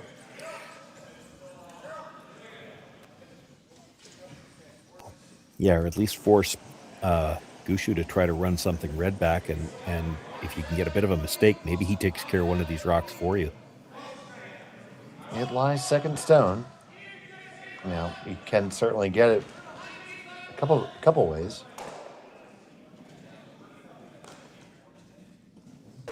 Yeah, but there's the potential for a mistake here. You know, you hit this thin, drive it by, you've eliminated one of your own stones for him. Oh, yeah, you had to make this. There's not a lot of room to clear the guard to make this. If you ever dead jam it, there's room to come around again and freeze. So, you know, still a couple of ways you might be able to get your dues if you're Rylan Kleiter.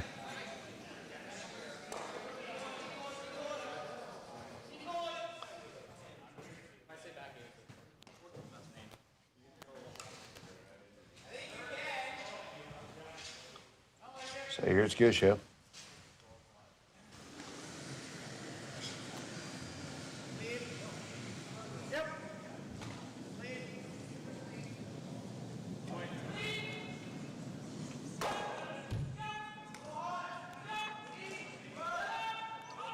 Nichols on this right out of his hand all day. Now they're all fit.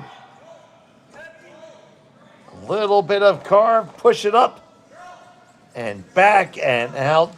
And they sit 1, 2, 3, 4, 5.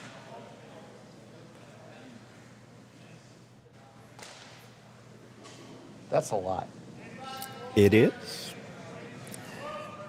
But there's still something to work with if you're Rylan Kleiter. If you get a good corner freeze on that stone at the tee line, and I'm talking, you got to be about half on it, maybe even a sliver more than half. There's no way to get it out if you get to that angle, because when you blast it, it's going into that red at the other side of the 8-foot. But this is where the angle becomes so important. Like if you're only a quarter on it, it'll be fully exposed. You hit it with weight, and it goes underneath that red on the other side.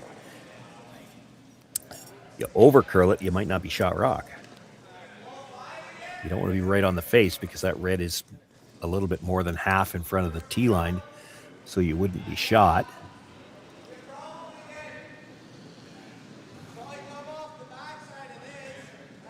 Half to 3/4 dead frozen, and I don't think you get this one out.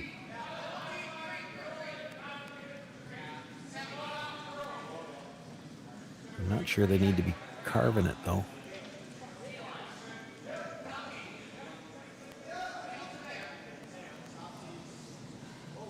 Yeah, they just needed the weight on that. They didn't really need the extra curl. You can ignore that stone if you really want to. You're already sitting 3. He doesn't really have anything off that. I mean, even if he tried to hit to run it up and could run the triple, you're still going to have 4th on the other side. So Brad's going to ignore it, throw the draw himself, and put a little bit more pressure on in this last shot.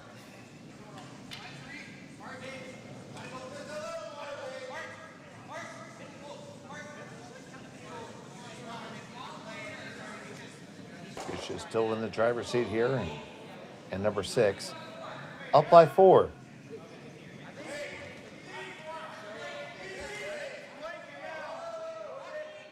Sitting 3, going to make it 4.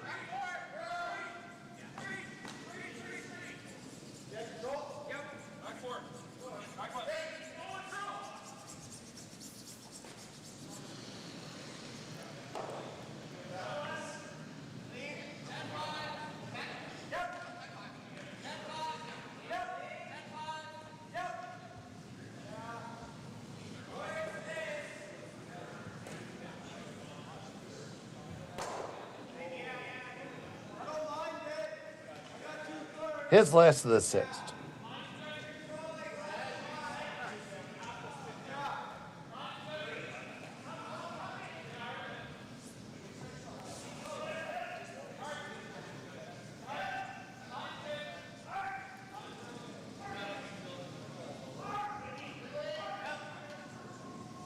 Boys are on this one hard.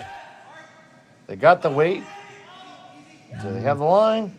I don't think they have the weight either. Yeah, well, yeah, Scotia lighting the weight. Is there a shot for 2, Shawnee? I don't think so. There's an out-turn draw for 1, but I don't know if 1 is enough. Kid, if you ever hit that dead nose really hard, does it come across? It might, but your shooter's no better than 3rd shot, maybe 4th.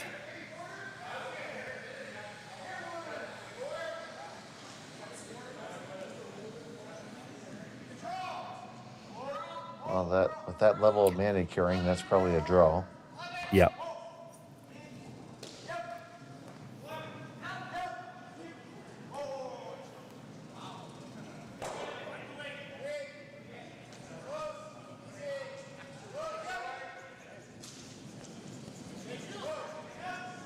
So, final stone of end number 6, facing 3. Kleiter. Yeah, I'll turn draw.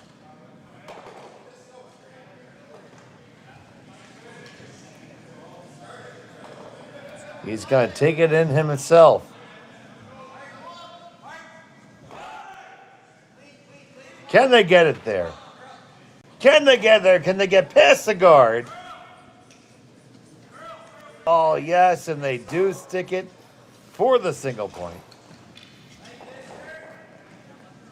And they will trail by 3. Gushue will have the hammer in 7 when we come back from Martensville after this.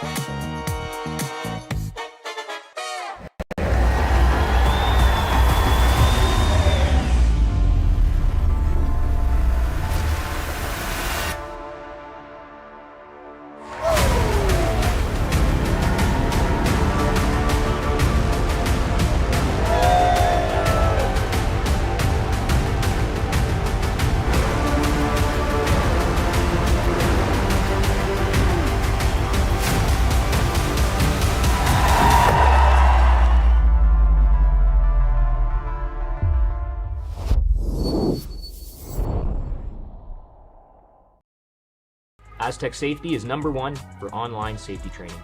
Aztec Safety is the proud sponsor of the Aztec Safety Challenge, the #1 event on the World Curling Tour. And Aztec Safety has been a proud sponsor of Team Jacobs on our quest to represent Canada at the Olympic Games.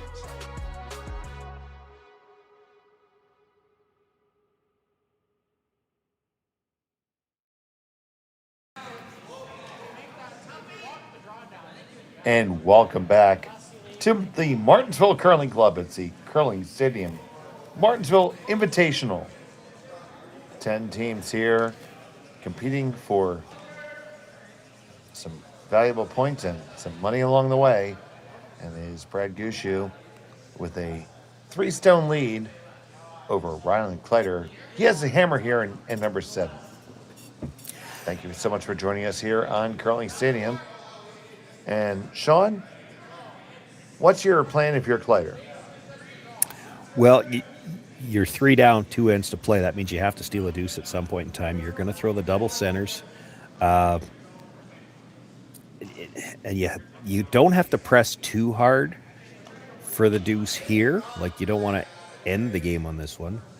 But, you have to keep it in the back of your mind. I think that was an attempt at the second guard.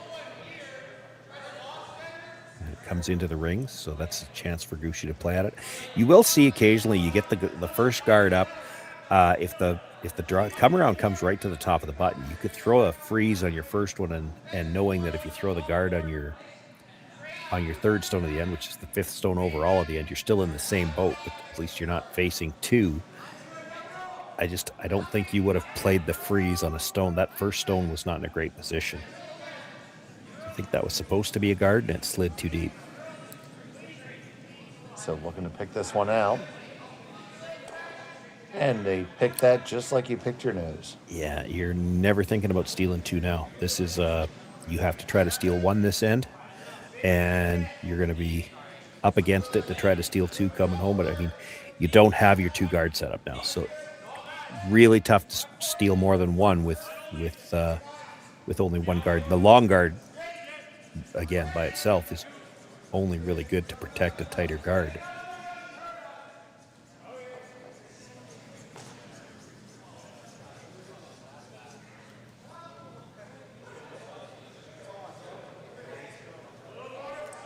Got those lined up, but you maybe didn't get as much separation as you would have liked. I think they're going to take a run at the double peel here. Pretty sure they can just rip them out of here. Here comes Botcher. He kicks and fires. Big positive release here Even from if you Botcher. even if you just peel 1 here, now how do you throw a second guard? Because that one's halfway. Like, how do you separate them to try to throw a second one now? You might have to come around, and then it's peel the guard and guard for your life. And he just got the top one there. There was a contrail off the back of that one. I'm going to try to tap this one behind the button, knowing that the guard's going to get peeled, and then you might have something you could freeze to later on.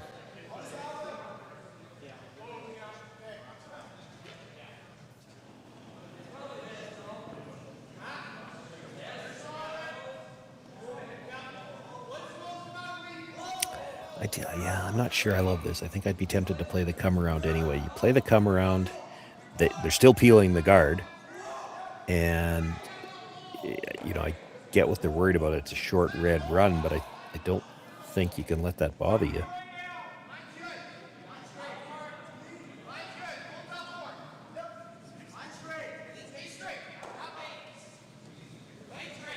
And they make the tap back. But obviously the peel is still very available.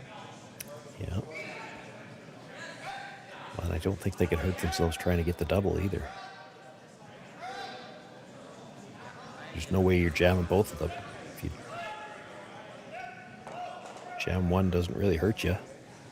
Botcher with his second. Gets 1, gets 2 in. There they go.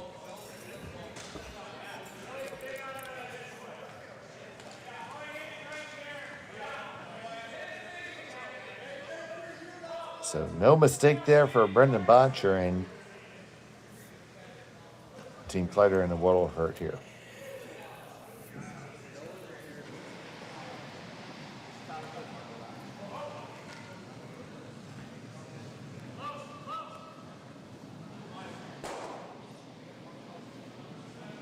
Four stones left to come. They look at the freeze first. That might be the way to go. You get the freeze. You're trying to convince Brad Gushue to just blast it out. I don't think he will. I think he'll peel the guard anyway. But if he was to ever blast out the ones in the back, then you can come around the guard to the top of the 4 foot. They're trying to come around first. It's going to be short. This isn't bad though. That's still a guard. That'll just be another rip from Team Gushue here. Yeah, but he's not going to try the double now because you'd hate to jam it on that stone at the back of the 4. So they'll just try to pick the tight guard. And if you take the high one, so be it. As long as he's only taken one, if you're Kleiter, you've still got something to work with.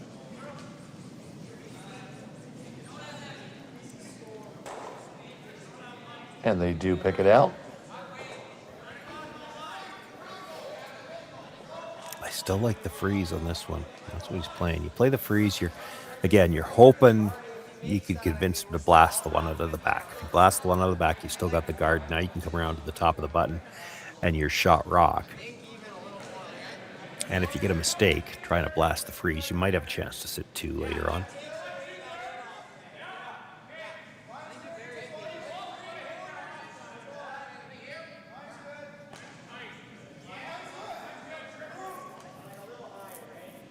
So Johnson kind of likes this one. Just a couple brush strokes. He likes it with good reason. That's a good shot. Yeah, he's going to blast it.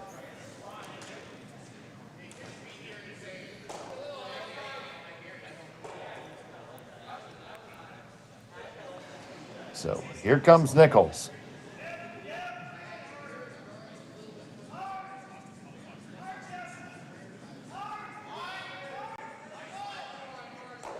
And bam, bam, there they go.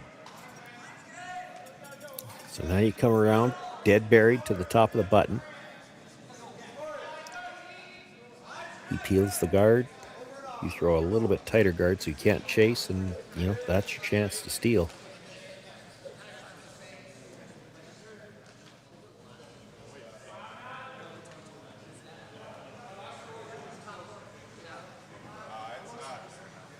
Kleiter lining up the shot.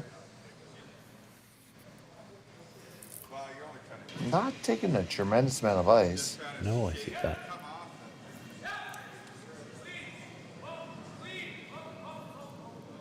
Might be a situation where the middle of the sheet's a little bit flatter. Could be to do with Rylan's release too. He does have a fairly pronounced set on his out-turn draw. And that's a big thing about curling, knowing where to put the broom for every different player.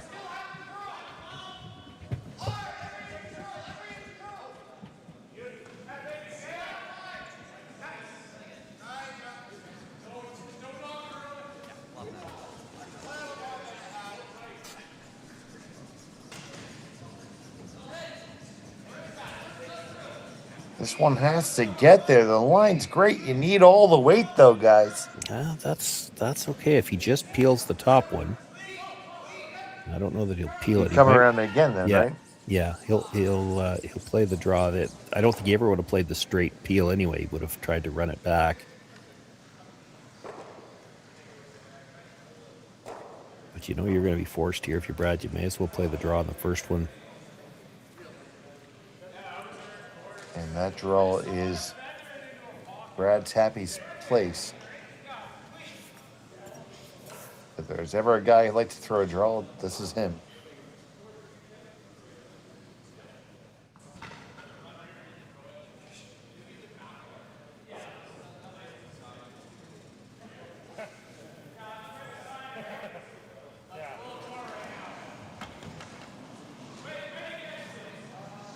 Is first of 2 here in the 7th inning.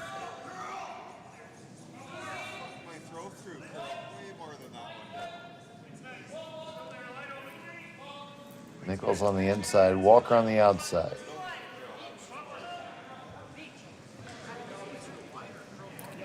You don't want to put this behind the tee line, and if you are going to put it behind the tee line, you want to be well back there. It's going to stop just short of the tee line. It means Rylan's going to have to try to move it and stay right there. He's got to move it, well, 2 rock widths to be shot rock.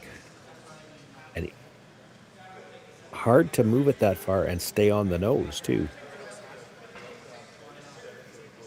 You flop out a bit to the outside, there's room to get it out. Yeah, he's got to just paper his own. Yeah.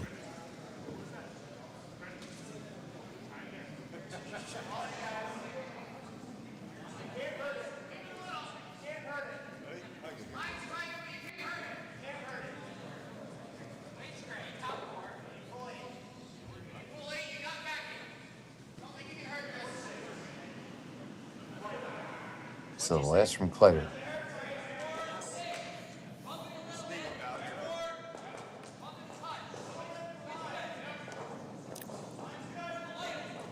Johnson picks it up. He's trying to hold it out there.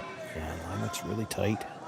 Can they get it past the guard? Yes, he does. Past the next one. No, it's going to rub on off and right on by. That's going to be a draw of 4 for 2 for Brad Gushue.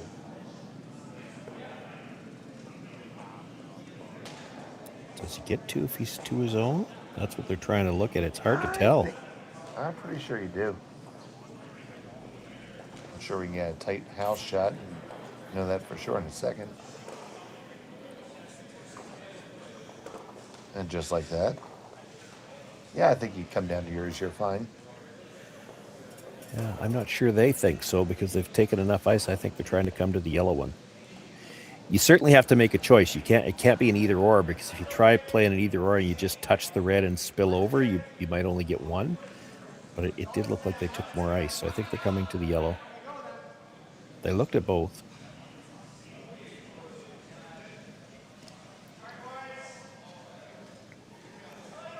So Sydney won. Brad Gushue trying to hammer the last nail.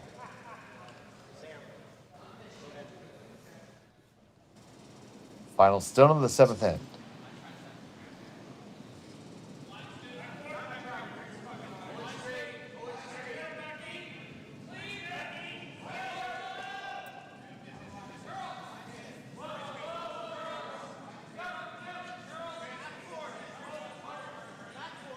Trying to carve this over a little bit is Walker.